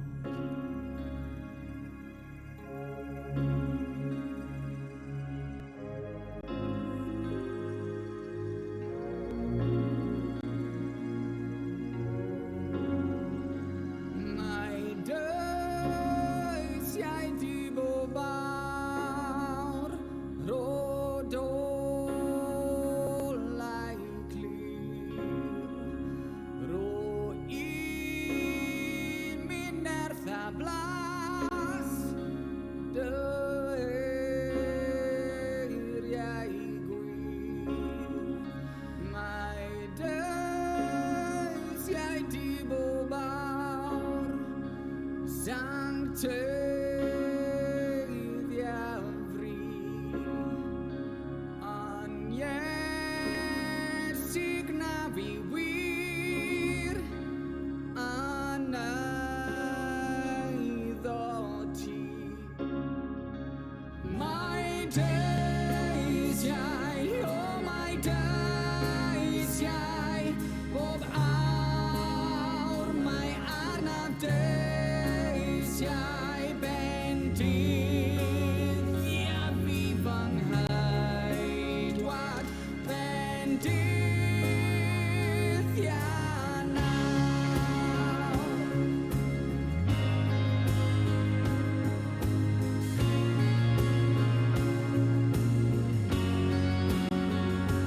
mae dy eisiau mae dy eisiau mae dy eisiau mae dy eisiau mae dy eisiau mae dy eisiau o awr mae arnaf deisiau bendith a fi fy ngheidwad bendith a nawr mae dy eisiau mae dy eisiau bob awr mae arnaf deisiau bendith a fi fy ngheidwad bendith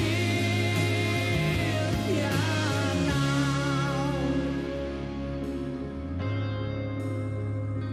mae dy eisiau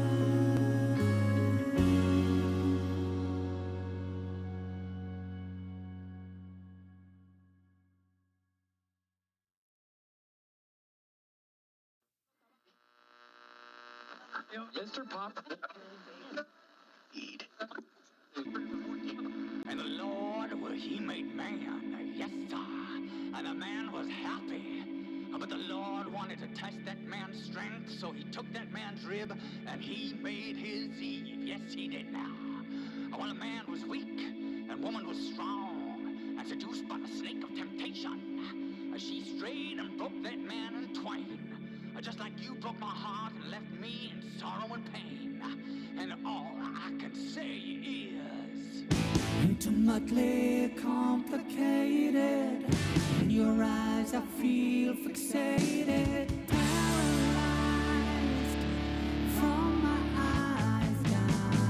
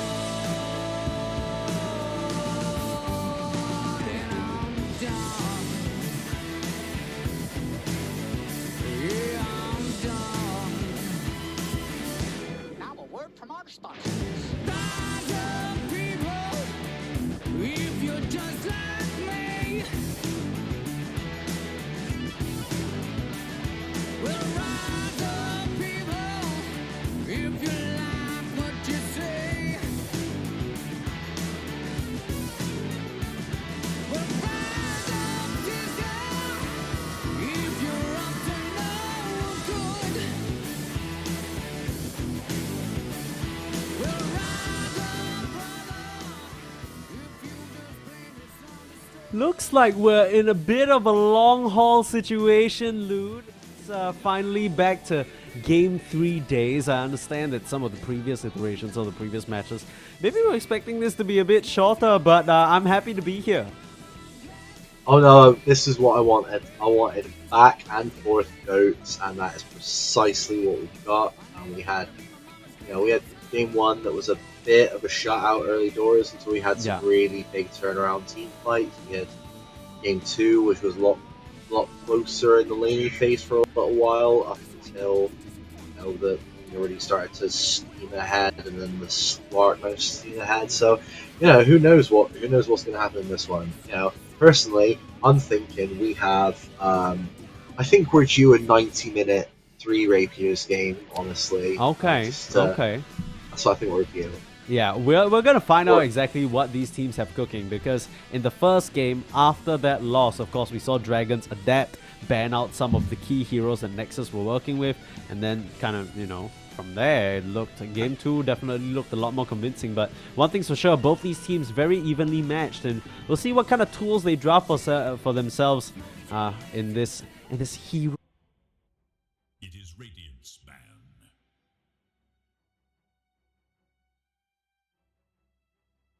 She's been landing killer Ice Blast this entire series.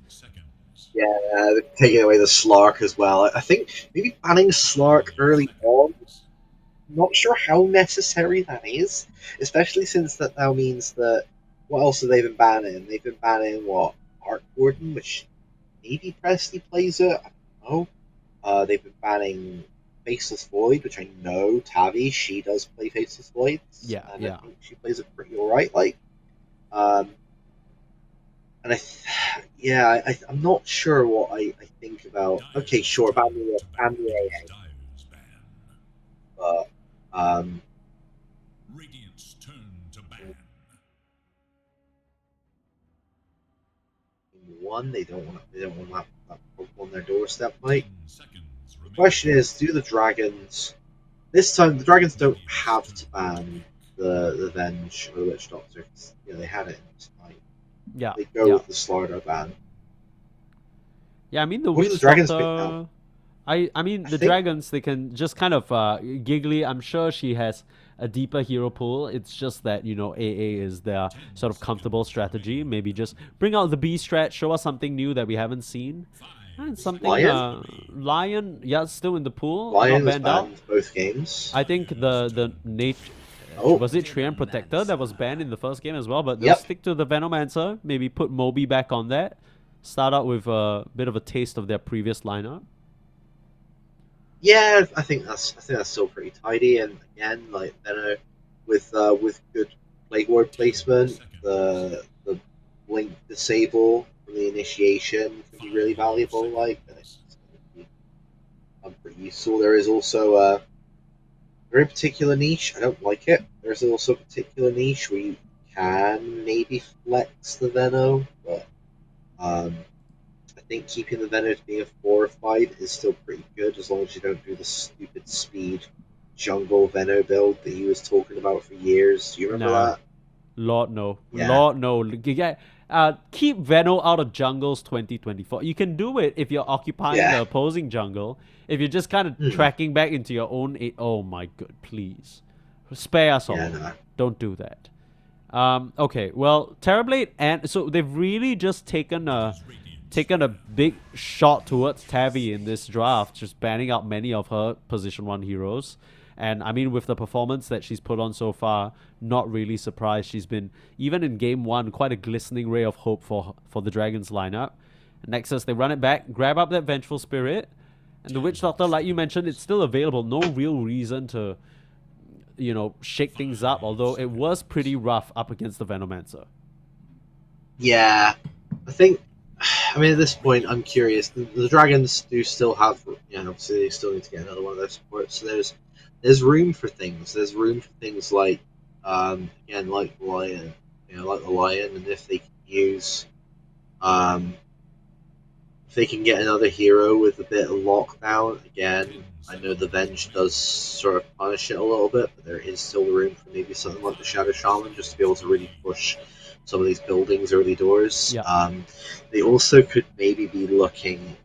Another thing that hasn't been banned, and Dyer's turn to uh, ban. a regional league, like a league knowledge thing. There is still the artboard to think about. Yeah. The Art If Warden Presti took a does play ban or it, that is two. scary.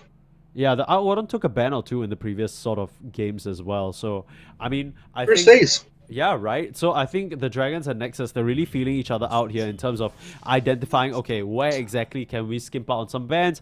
Do we really need to be worried about this hero? It seems like you guys don't play it. Looks like we can just ignore it for now. The Dragons, in their bans, it seems like they're heavily focusing on taking down some of the position 3 heroes that 7 might be picking up Yeah. for himself here. 10 seconds. And understandably so, right? I mean, 7 on that Slaughter early on, very strong, stable initiating performance for him. On that Enigma, though, definitely struggled a little bit more. Lion.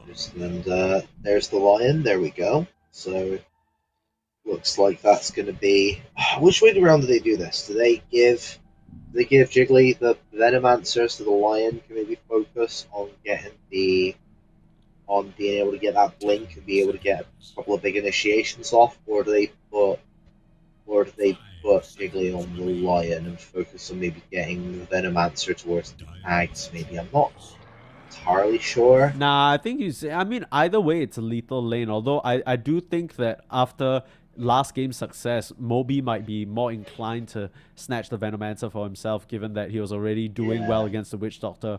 So, fully expect them to run it back here. Sure, the Lion Blink Dagger, pretty important, but, you can do just enough with a Plate Mail, a Heart, and a Shard, I've heard.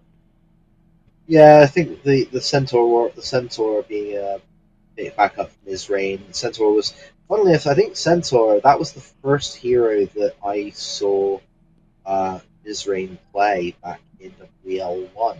Oh, okay. So it's a hero that he is comfortable with, and I think that the ability to move around when you're using the stun is a big advantage. Is a really massive change to Yeah, Centaur. Centaur's huge. quality of life went up massively. I think Absolutely. his win rate shot up something pretty absurd after that change. Yeah. I mean, honestly, now you're thinking back to the old Hoof Stomp, it seems ridiculous. Like, what do you mean I had to stop to stomp? Are you out of your mind? Yes, it feels bad. It feels awful. But Kunkka gonna Kunkka. get picked up here. We haven't seen this hero the entire series. A bit of a new one coming out for us. Could be a Ricci hero, could be a 7 offlane Kunkka hero. We've seen some offlaners like to play that as well. And it's a pretty decent chunk of control that can lock up some of these Dragon heroes. And going back for the Life Stealer again, so Smuso Boy will be picking that up again for himself. I think this is that. I think that Kunkka last week they played Kunkka mid. Yeah. And they actually played it against Sniper. And no, it wasn't them that played it. Sorry, I think it was Dragons. I think are the ones that played Kunkka mid. I believe. Right. Oh, there we go. Okay. There's the art warden. This is what the Wow. bans were for. I mean, there is Okay. the concern of being caught out by the Kunkka combo, but the confidence of the Art Warden being picked here implies that there is a practiced individual on the Dragons who knows how to maneuver their way around tricky situations. It's a great pick into the Life Stealer as well because of the magnetic field. Of course. I think in a Kunkka versus ranged matchup, it's literally is the ranged hero player confident enough to know where to stand to not get caught in the Tidebringer at any time. Yeah. They can do that. Like especially in the case of like Kunkka versus Sniper, for example. Just right click him. Yeah. Just stand in the right place, right click him. Kunkka doesn't want to use the Tidebringer just to harass you, and you'd rather use it to get more farm. Just right click. Oh, okay. You've brought Kunkka down to half health, and what have they achieved? Nothing. Sadness. True. Sadness Yeah. around. Absolute sadness in the captain of the ship department. Well, so you're thinking that this Art Warden's gonna be in the mid lane. No chance for it being safe lane or anything like that, you reckon? I think it's more likely to go towards the mid lane because Okay. Art Warden ultimately wants levels and wants to get to that Tempest level really fast. Fair. Especially doubly so in the case of Radiant Art Warden. Radiant Arc Warden is considered, because of how Spark Wraith works. Spark Wraith triggers faster, and therefore you can It secure is range creeps Radiant's easier. ban. You want to get to, and Nexus are agreeing. They're banning anti mage and they're banning PL, so they clearly think this is still. They clearly think it's still a carry hero to come out on the side for Tabi. Yeah, Um, in the same boat as you. Looks like for them, they might either be missing 10 an off seconds laner remain. or a mid laner. I'm inclined to believe this Kanka's going mid, 5, and they're banning out some Radiant's of these turn to mana ban. burning / illusion, difficult, tricky to catch heroes because they already have an off yeah, laner in mind.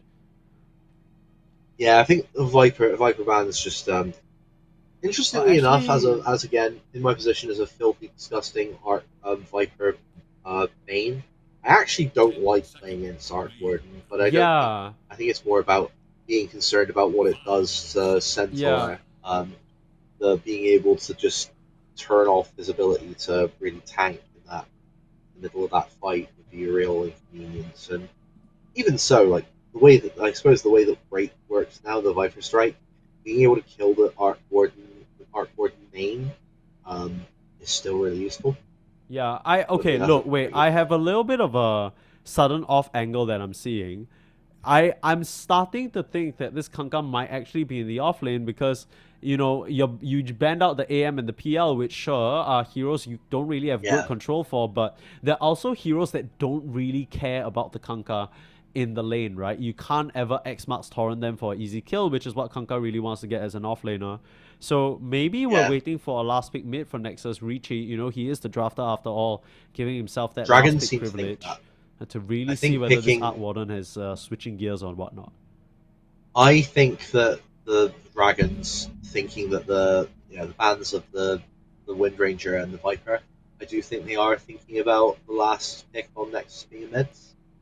I do know that you can play both of those heroes potentially as offlaners. We are seeing it, Yeah. um, but Dyer's turn to ban. as a Viper main, unless you are a very good Viper player, Yeah.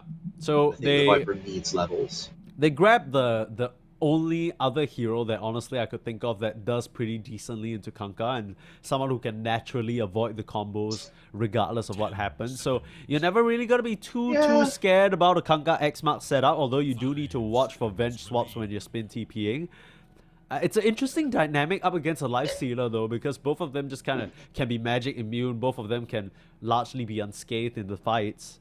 It's a, yeah. I guess paired to the lion stun, you got yourself a kill lane to a certain extent. Yeah, I was thinking about Juggernaut, thinking about maybe like PA or something that's don't want something that's got too high in terms of HP. You don't want to be a bit sponge for this Storm life stealer, Spirit. and in Meet the the ultimate meantime, we get Storm Spirit from Nexus. Okay, Yeah, I like that they've got another delivery system for the life stealer. That is something that they've got going for them because the lifestealer can infest the spirit. The spirit can zip in, use the especially if they get the axe for the AOE electric vortex for the pull in into the lifestealer. Um, that could be quite nasty, especially being able to pull in maybe to this bunker with the with all the AOE of like Torrent, the water park, the boat.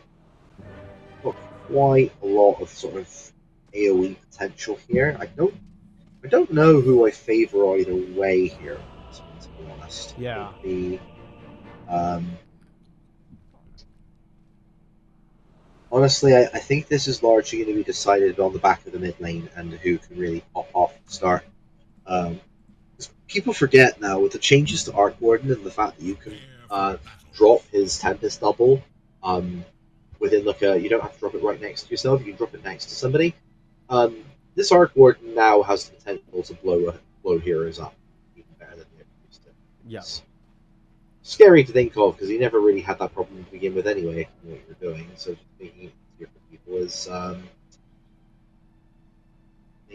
makes my pubs very very sad.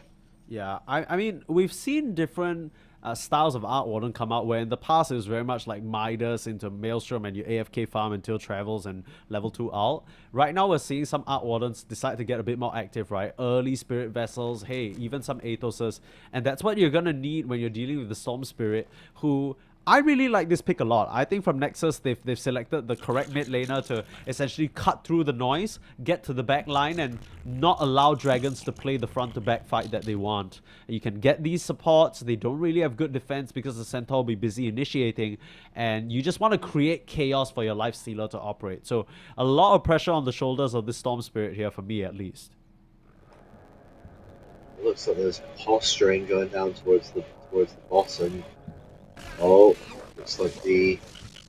Oh, that's the spin forced out. That is pretty sad. You don't want to have to use the spin way too early. It's got a really long cooldown nowadays. Isn't it like 42-second cooldown, level 1? That's absurd. Yeah. Okay, so before we get into call the action, let's see if we can do a lore check there, Sneeze. Tell me if you can tell me which of these heroes you can name their lore names for. Unero, right? The Blade Unero, Master. there we go. Yeah. Who else am I missing? Raijin Thundercake? Raijin Thundercake, good. Okay, good wait, who else? For it. Wait, who else am I missing? We haven't had Arc Warden. What is that? There we quote go. Unquote the self, as named by himself. And we only have, well, pretty obvious one with Punka. The Admiral. There we go. Wait, did I miss any? Did I miss any? No, we've that's everyone that's not already been named previously. Wait, is Lion just the Demon Witch? Does he have a name? Demon literally is the Demon Witch. That's it? Like his name is deadass Lion? Yup. Okay. Okay, well that's right. a little Very anticlimactic. pedestrian. Yeah, I mean, for someone who's been to hell and back and back and like and then he went to hell, and then I heard from some sources that he came back, but he went back to hell. So I feel like that's a very ceremonious individual, and Lion doesn't really cut it. You know, it's very curt. Yeah, I know, that's a bit. Yeah. Kind of undermines it, the whole lore of it, really, doesn't it? Yeah, it is what it is, though. I'm sure Giggly will still sort of give us a good showing, as you know, Tavi forced to use that early Blade Fury, like you mentioned, and you're always gonna tank quite a bit of harass from 7 with this Tidebringer, but I didn't expect it to be that bad. They're just getting zoned out a little bit right now. Yeah, it's rough. Like laning against Punka, especially as a melee hero, is just sadness all around, really, isn't it? Like, okay, they've taken level 2 in the healing ward down there to try and sort of mitigate it a little bit. Ah, that's rough. You know, that's what you can. It's unfortunate that you can benefit from getting the. Yeah, this is where the Arc Warden laning misery comes in, really, isn't it? Damn. This is so annoying because Ricci is gonna have to take a very, very off angle just to come back into the lane. Yeah, I mean, at this point, you essentially got to bottle up just to tank this Spark Wraith. It's not gonna feel great. And yeah, like you mentioned, this is Arc Warden territory right here. Yeah, this is just peak Zet, really, isn't it? I think Arc Warden is still the hero I probably ban the most in my games, just because the off chance I have an Arc Warden player that knows what he's doing, it is just my idea of hell. Yeah, on the flip side, you have an Arc Warden who knows what he's doing. That's the freest win you've had in your damn life. You know what I mean? Like this guy, he's gonna crush the mid lane. He's gonna pop out insane item timings everywhere you go on the map. He's there, you know, really making them suffer. Presti, he's on a pretty good trajectory, right? 16-8 right now, a fair bit of denies. A similar situation where Ricci has given himself the last pick, but it's not really working out for him just yet. Yeah, I mean, this Juggernaut, even though there's the punish from the Punka, is also managing to do really well with the with their last hits as well. They're currently at the top of the CS, able to, you know, she's been able to use the healing wards to a really good effect to sort of keep herself topped up and not give that sort of additional gold away. It's really tidy laning. both the mid and the bot lane on the side of the dragons there. And as it stands, you know, Nake's is having a pretty good time on Smooth Boy's having a pretty good time on this time on this lifestealer. He likes big boys such as the Centaur. Feel like this is a lane where maybe the aside from the fact that Israel's building this Veil again, I think that it's the right decision to go for the retaliate, more points on the retaliate this time. Maybe a cheeky value point, just to be able to maybe nuke down everybody poops on her Witch Doctor, maybe, especially with the amount of damage that Moby's been able to harass out of this Witch Doctor at this stage, maybe. But I mean, I think for this particular lane, I very much agree more with the return, just because it's awkward, right? When you're sort of playing more double-edge focused Centaur, you need to make sure you have enough HP regen, which he doesn't have yet up until this point with the Helm, that he's got to fly out to himself. And Lifestealer always wants to trade with you to try and sustain in lane. You want to make that hurt a little bit for him. I think you maybe take 1 point in the Stomp, 1 point in the double edge. Obviously, you still go more and retaliate. Yeah. I think I agree with that side. Yeah. I think you want the I think you want the skill potential on this. Switch Doctor. If Centaur was able to come there for that fight, if he was in a position to get over. Yeah. First blood being drawn by Smooso Boy. A bit of a flip situation here where, you know, the Veno last game was very much bullying the Witch Doctor. This time, it's everybody poops who finds the Veno all alone, and it's an easy swing by and grab for Smooso. I think the difference here is the fact that the carry on the side of the carryover on Smooso Boy is against the hero that does so well against the is able to have so much damage against the Centaur, so he doesn't necessarily need to be babysat as much. Ricci is not playing Dota this game. He's playing Minesweeper, and he's having a very, very rough go at it. I don't think you can continue to exist. You'd love to sort of bring a member of Nexus Gaming supporting crew to this mid lane to try and gank, but for now they have their hands full. They chase down Moby yet again. Everybody poops, so clean that one up, but even though you're 0-2 across the board, it's your Storm is really, really far behind. That's a big matter of concern. This is the third game in a row where at some point Ricci has had to leave the lane entirely and miss out on creeps. Thankfully, not missed out a massive amount of creeps this time comparatively. But Level 6, zooming in, Ricci with the setup, the coconut. They're gonna connect. Maybe not what Presti wanted in terms of support. Giggly stays a bit too close. And this was the timing you were waiting for the whole lane. Ricci hits at level 6, TP's back for the full reset, and calls the whole squad just to deal with Presti on that Arc Warden. Yeah, well, there's the chance of the rotation, and then it ended up working out well for them. I think at this stage, now they need to be thinking about, right, we need to go and get, they eventually need to make sure they're not punished for that rotation, make sure they secure that Wisdom Rune. So that's just such an important timing, especially for these supports. On the side of the Radiant, never mind. Hold that thought. 7 with the rotation. Presti respawns, comes down here, and makes his existence a problem for the Kunkka. Has the Midas as well, and doubling up on that will start to get the gold factory churning. Keeps himself on top of the net worth despite that death. I'd like to point out something depressing on the side of the Dragons. Let's hear it. Remember that they did manage to get one of their Wisdom Runes? Yeah. Moby is still only level 2 on this Venomancer.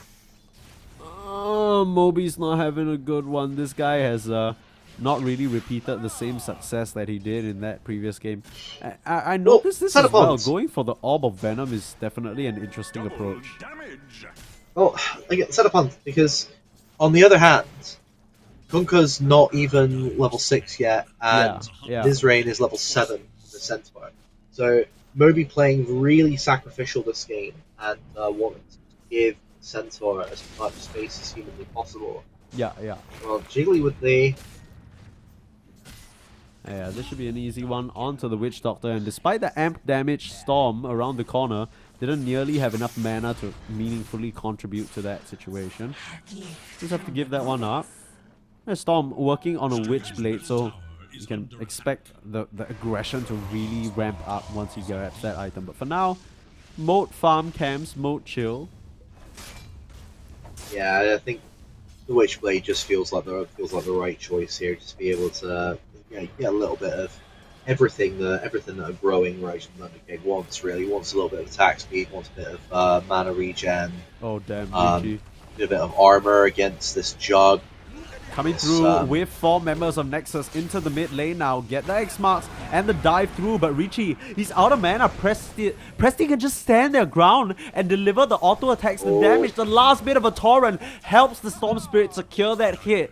Beautiful movement up from 7 as Mizrain a bit too late and didn't have the Stampede available, it seems like. Must have used it just a bit earlier. Yeah, I used it 20 seconds earlier. I think it might. I'm not entirely sure what that might have been. I mean, Tabby's happy. Tabby's currently just sat in lane playing basically pushing, playing Stardew Valley, this whole farm she's doing. Yeah. I think she's pretty happy with that. Radiant's courier has been killed. Courier dies to give her some vision on the heroes that are going to come and grab her. She needs to just. Oh, this is dangerous. Oh, this is dangerous. I mean, they don't know just yet. Dashing through again, Giggly. Quick on the fingers with the Hex, but is that going to matter? They have their eyes set on this Lion, and they're not going anywhere without that kill. Omni-Slash committed on a Storm who just very easily disjoints it, and they'll send Presti's Tempest Double into the mix, but isn't really much you can really accomplish, especially with Crazy Monkey just helping out tank some of that flux damage. Oh, now, heavy. You've gone a bit too far by yourself. Beautifully timed stun from the bench just to catch the Jug on the tail end of the Blade Fury. Really clean. That was just clean play all around from Nexus. Yeah, that was just really clean on their part. I mean, okay. The other thing to consider is that while they're going and getting that, while they're going and killing that Juggernaut, great. That's great. They've shut down the winner in terms of current last hits and denies. Arc Warden is now still continuing to accumulate mass, and is only what 1,000 gold away from the completed Maelstrom on top of the Midas. Yeah. And then they're gonna have to start looking for this Arc Warden, and then when they start looking for this Arc Warden, oh wait, Juggernaut is now starting to get a bit more space to farm. That was a problem. It will only be about what? About 1,400 gold away from the Battle Fury. Yeah. Which means he'll be able to accumulate more farm, and the cycle will continue unending. Because, great, if let's say they start looking for both of them, okay, wonderful. Mizrain's just going to start pushing these buildings down, and eventually your lifesteal is going to run out. Safe space to farm, and it's just gets more and more difficult. Set up here on the This top timing side. on the, Yeah, they fumbled a little bit there on 7. Not gonna matter. Stampede comes through. Beautiful double stun from the Lion, and Presti, he's here to play. Everybody poops. She has to run away from these terrifying Wraiths. 4 members of Nexus are here, but they know they can't face up against the Tempest Double. And Mizrain once again is going for the full completion on the Shivas ahead of any sort of blink initiation. Perhaps just prioritizing tanking up and amplifying his own farm before making any sort of crazy initiations. In this game, I actually like it. Okay. Because they've got a lifestealer. Yeah.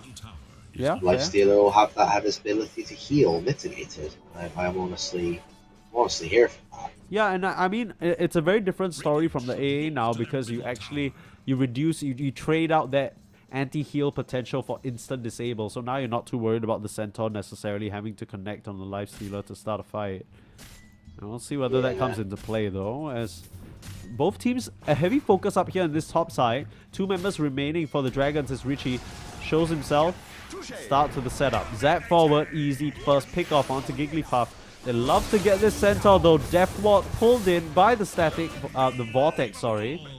And it's a twofer. Yeah, so they're able to get the double kill there, which is a nice pick up on the Centaur trying to slow him down a little bit. Although honestly, the Newton was quite ahead of him, but they have allowed the Arc Warden and the Jug to sort of pull away in terms of net worth lead now. So, as I said, they're just going to continue to build, accumulate, and Juggernaut's now got the Battle Fury already out on the way. And at this point, what you go next? At this stage, Jug probably wants what probably like Yasha at this point. I don't actually know, because I feel like you could take it a couple of different directions. You could go SNY just for the additional status resist, but that's kind of making you act more like a frontliner instead. You could go diffusal into disperser eventually. I don't really know if Manta has much value this game unless you're really confident in Manta dodging some of these pinpoint perfect timings from the Kunkka, stuff like that. I'd be more inclined to think he stats up. Maybe even a Mage Slayer with how important that item has been this whole patch. I wouldn't be surprised to see it picked up. There's a lot of magic damage on the side of the Storm Spirit. The magic damage from the Kunkka, I suppose the Revenge, even the Maledict from the Witch Doctor. There is quite a lot of value to be said there, I will say. Yeah. Meanwhile, Arc Warden's finished the Maelstrom at this point, so there it is. That's it, finished. Yeah, Witchblade complete as well for the Storm, so he'll be looking for a setup. X-Mark's play onto Mizrain. They still have the Stampede available. You're looking for an Electric Vortex pullback straight into the Maledict, and the Centaur doesn't stand a chance. It's not really any save on the side of Dragons to really help him out in that situation, so they just have to leave him behind. Honestly, this might... See how much magic damage there is on the side of Nexus. It might be a situation where maybe Mizrain does rethink that Shiva's after all. Zip forward onto Moby. This should be a very easy pick-off. Turn around though. Finger of Death. The last little bit of dodge out, but he is ticking low to the Noxious Plague. Force the TP away, and Tavi can't close the distance in time. It's a beautiful Omni Slash. It's gonna net her 2 kills though. As 7 and Rachel managed to get out of there, but Presti's on the hunt. Looking for this Kunkka. How long is there left on this Tempest double? Only 4 seconds. I don't think they'll be able to achieve much. Just turn around, farm some camps while you're at it. Take a little bit of farm away from the Kunkka. Yeah. That's honestly probably the best thing that the Presti could have done at that point. Avi's just,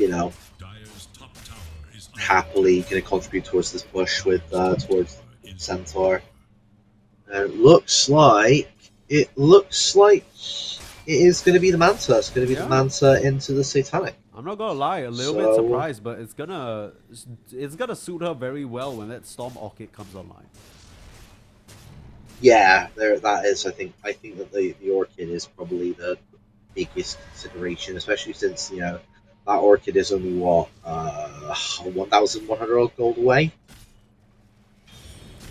So that's only a couple minutes of an interrupted farm. Again, really close in terms of net worth lead, isn't it? It's only should consistently only be 1-2k at the most. They've done really this game really good job on both sides. This game is feeling very, very even.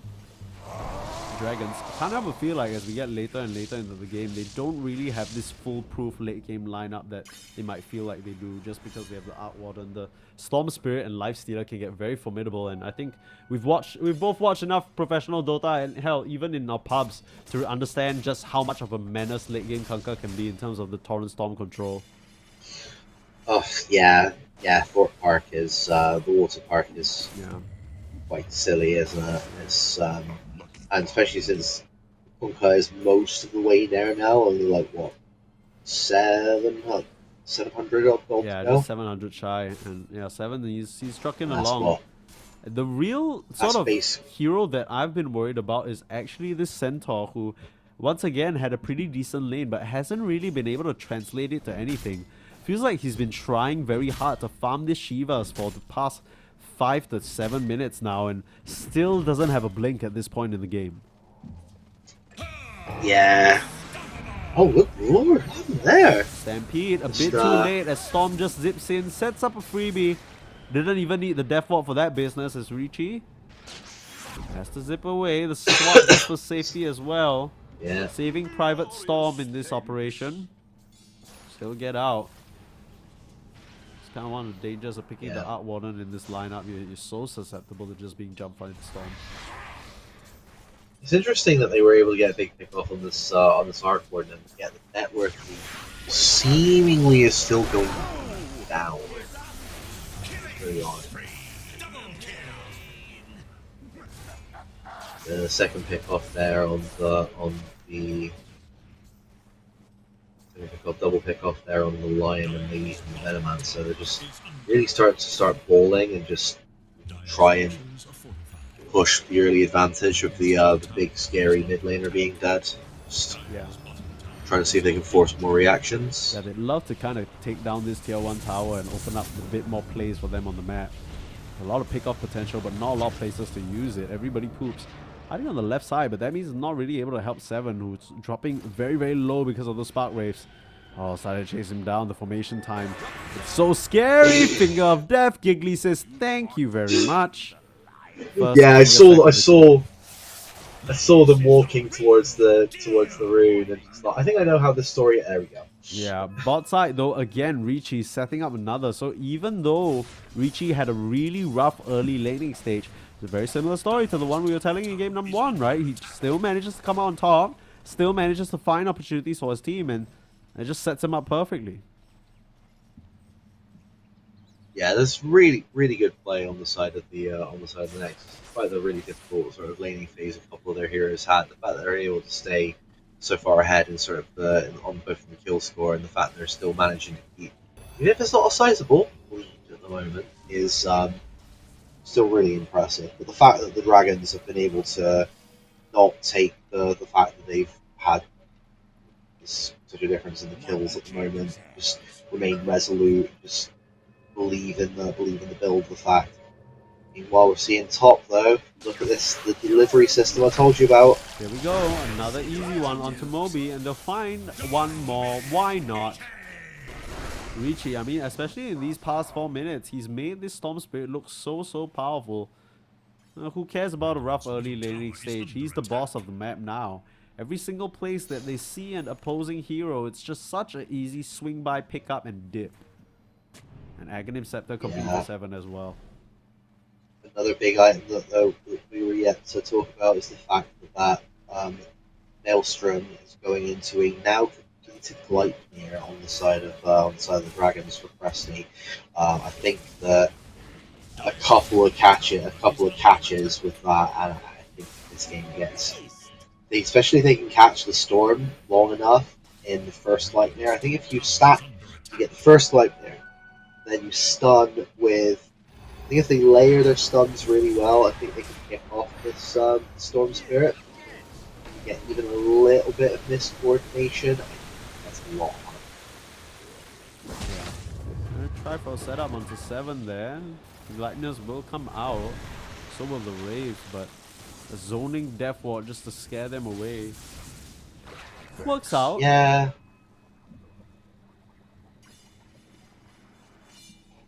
Mizrain still doesn't have finished Shivas. This is... Yeah, what is...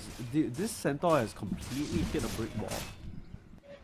Yeah, this is really just falling off quite a lot. I think part of the problem that they're contending with, though, is partially the fact that they've got 2 incredibly greedy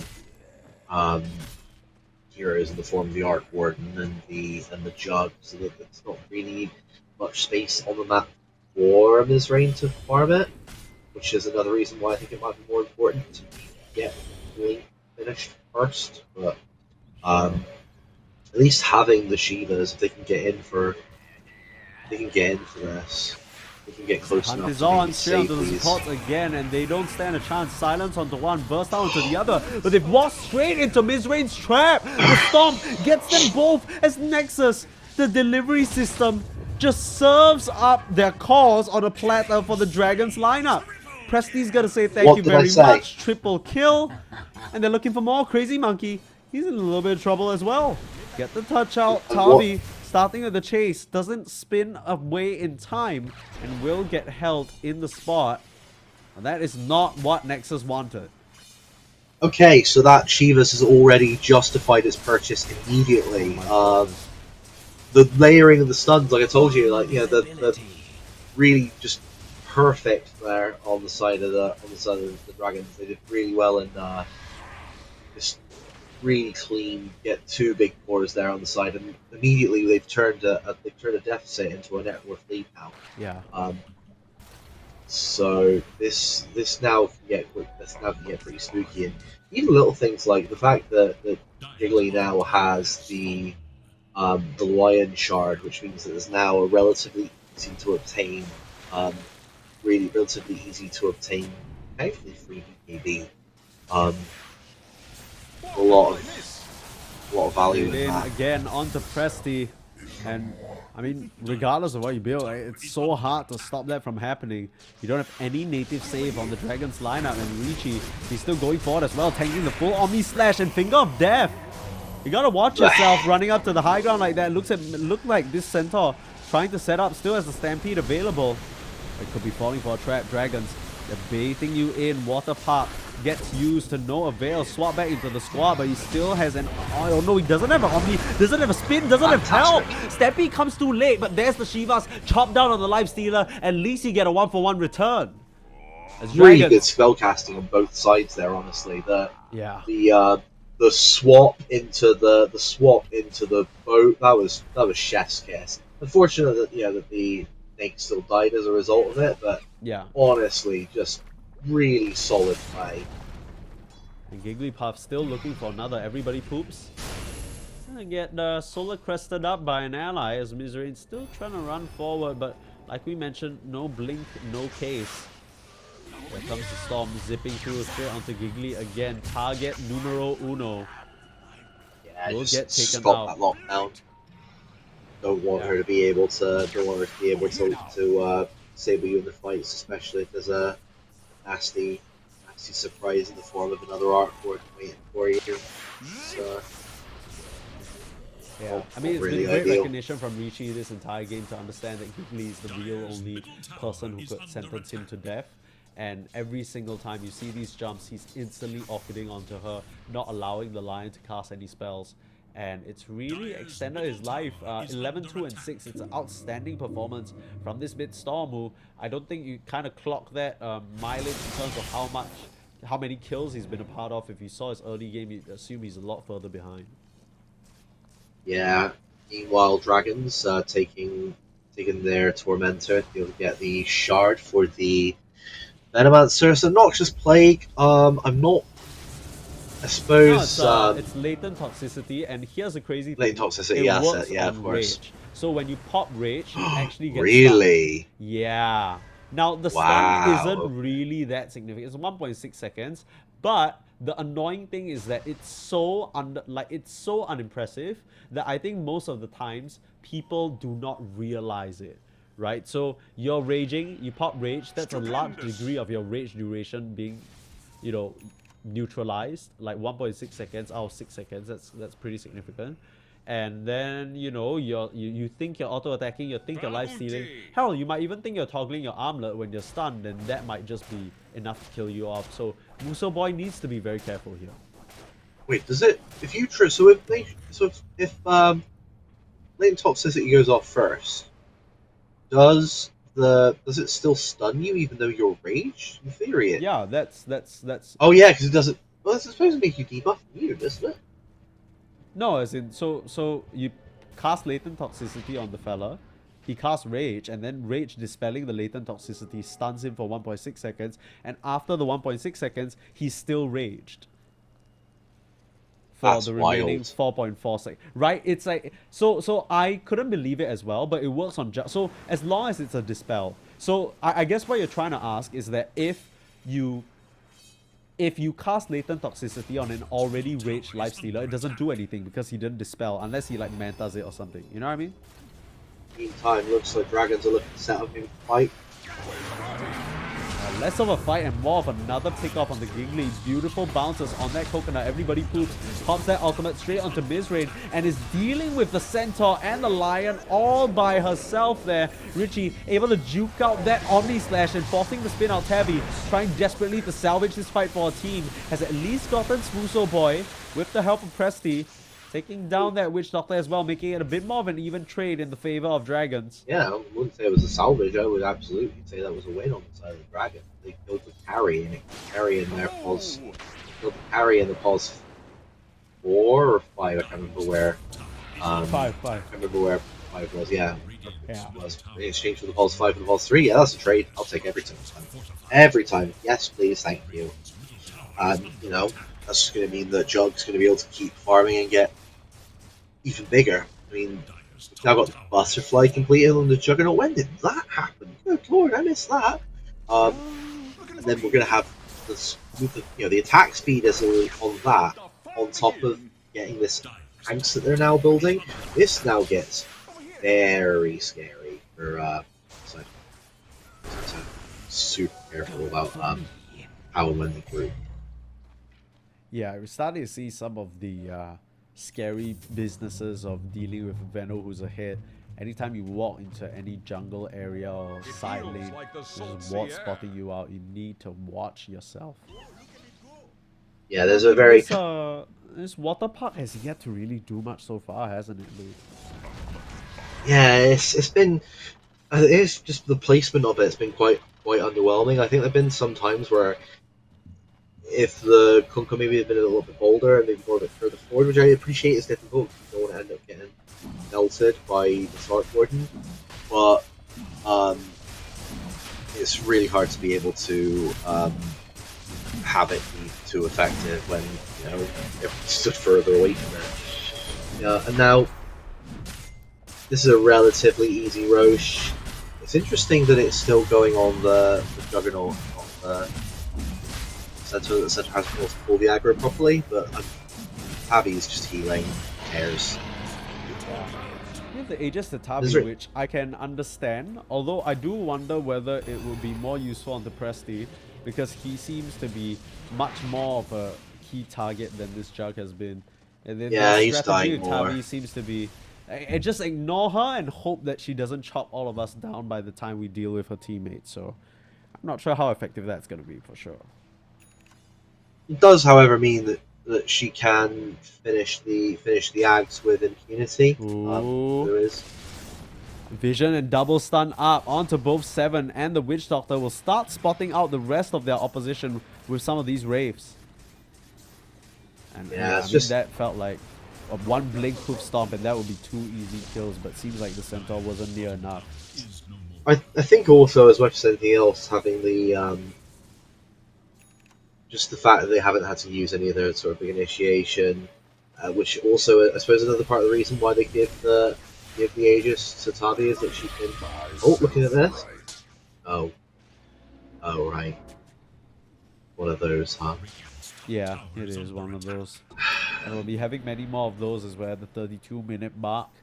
Just 6k gold lead, but you would have sort of guessed it kill-wise, but in the recent sort of upswing, especially with the itemization that Tavi and Presti have been able to work their way up towards, they've become very, very significant. Hurricane Pike, Manta, Gleipnir complete so many bits of control. Oh, they found the Lion, and very, very cute play. The X marks back into the spot.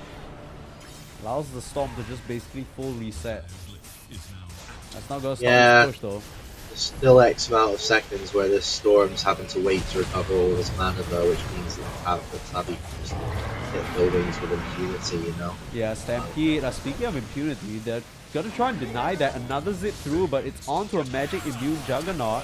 Starting to pull back onto Presti. This poor Outwater might be in some trouble. Hurricane Pike a bit preemptive.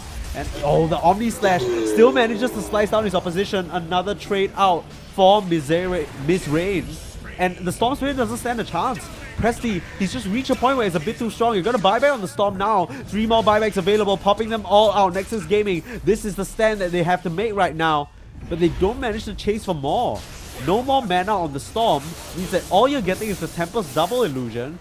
And Tavi's still there, still has the Aegis, able to just spin away. Flash coming. And yeah, you're just out of there.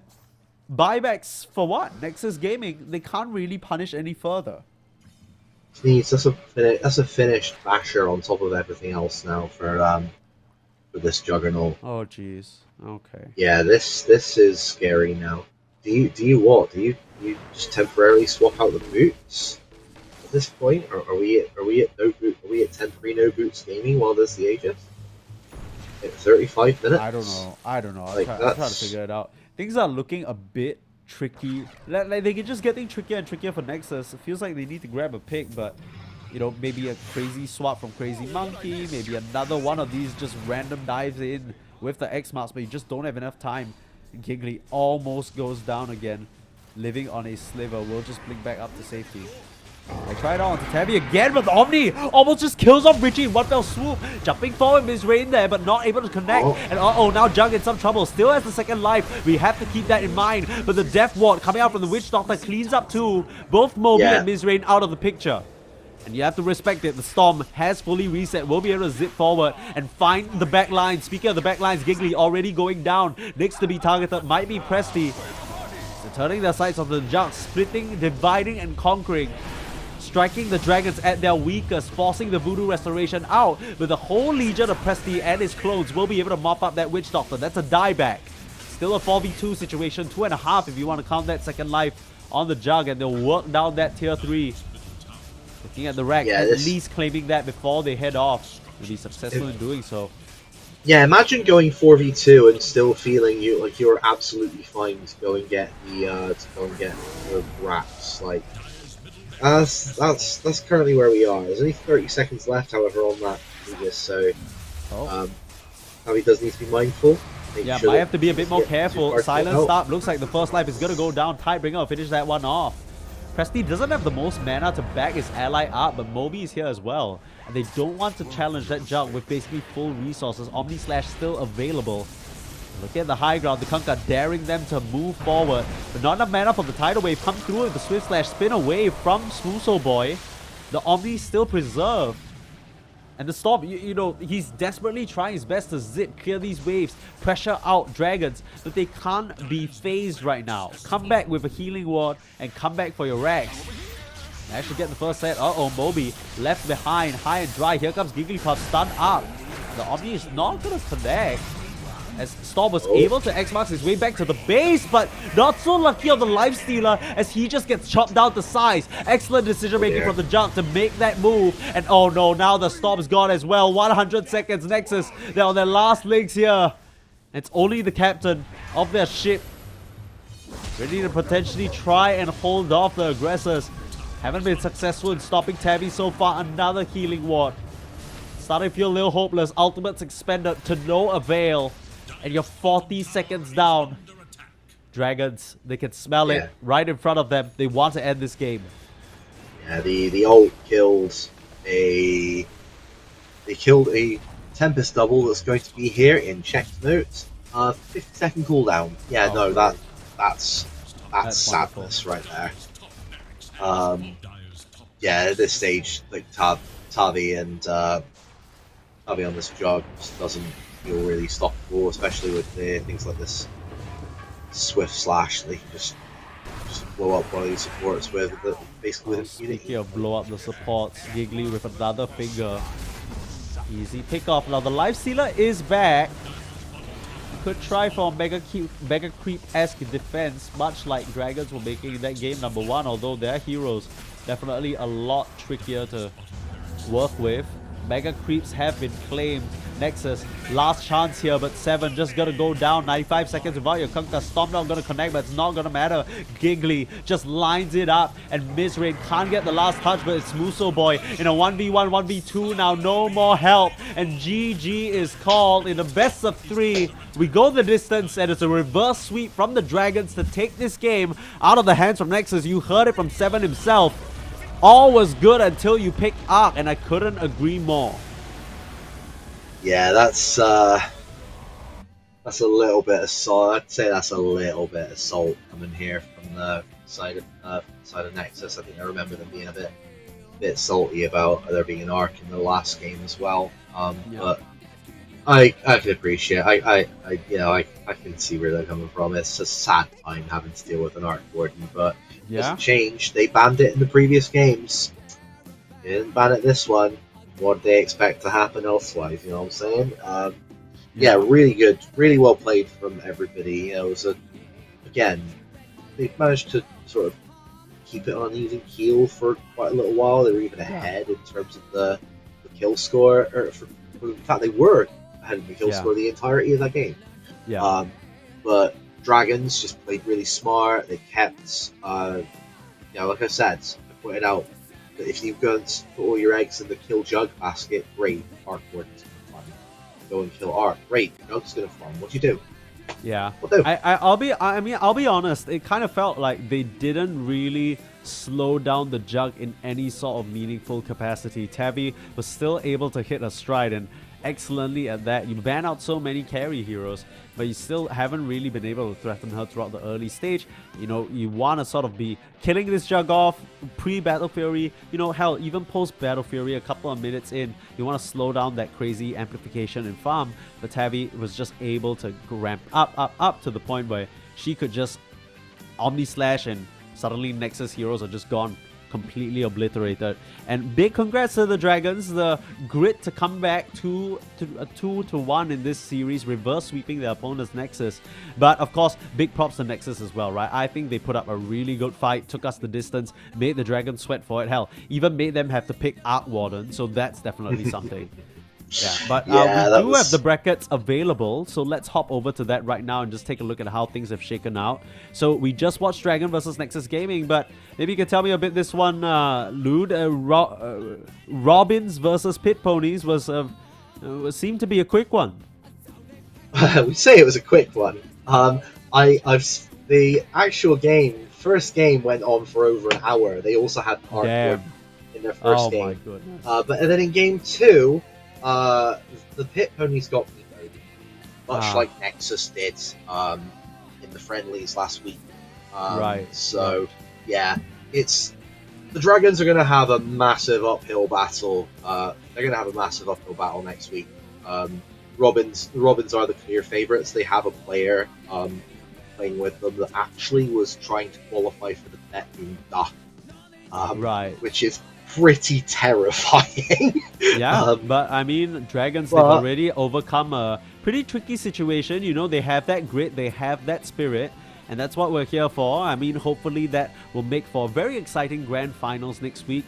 But yeah, that just about wraps things up for us here today. We are only covering one of the games that, you know, people need to go to bed and, you know, go to work and everything. So yeah, any closing thoughts, Lude?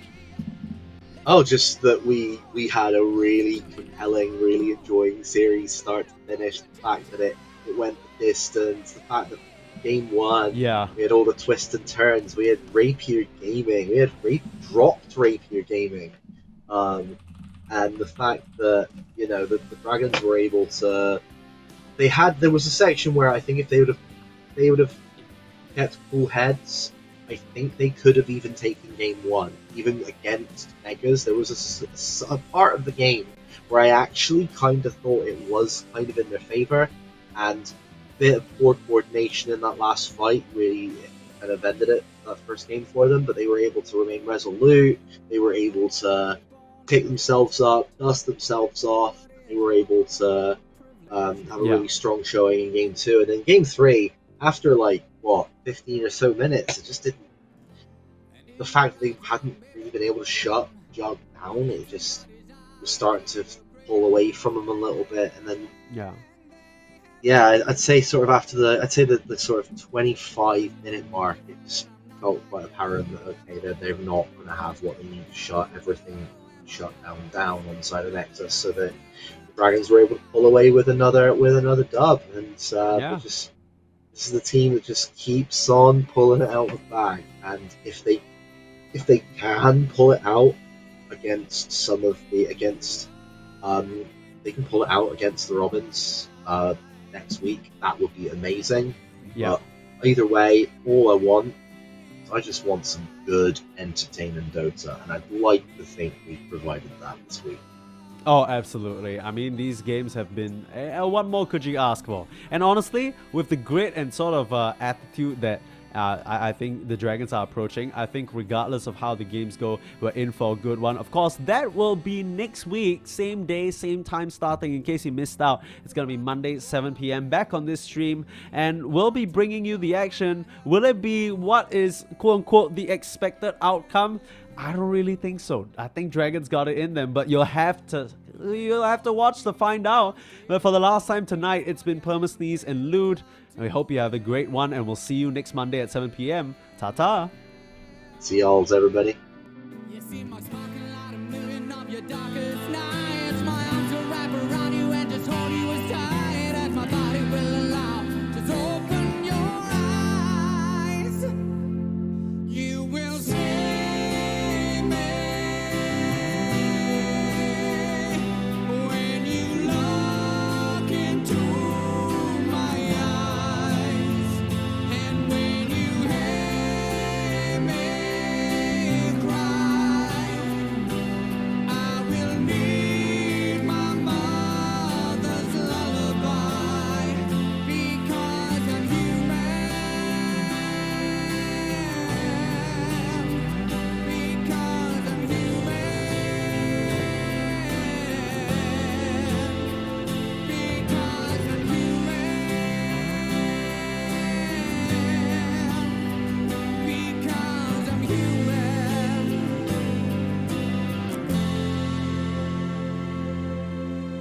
I have a heart and soul and I can make choices. I am the choir of a million voices. Can you hear me? Call out to you.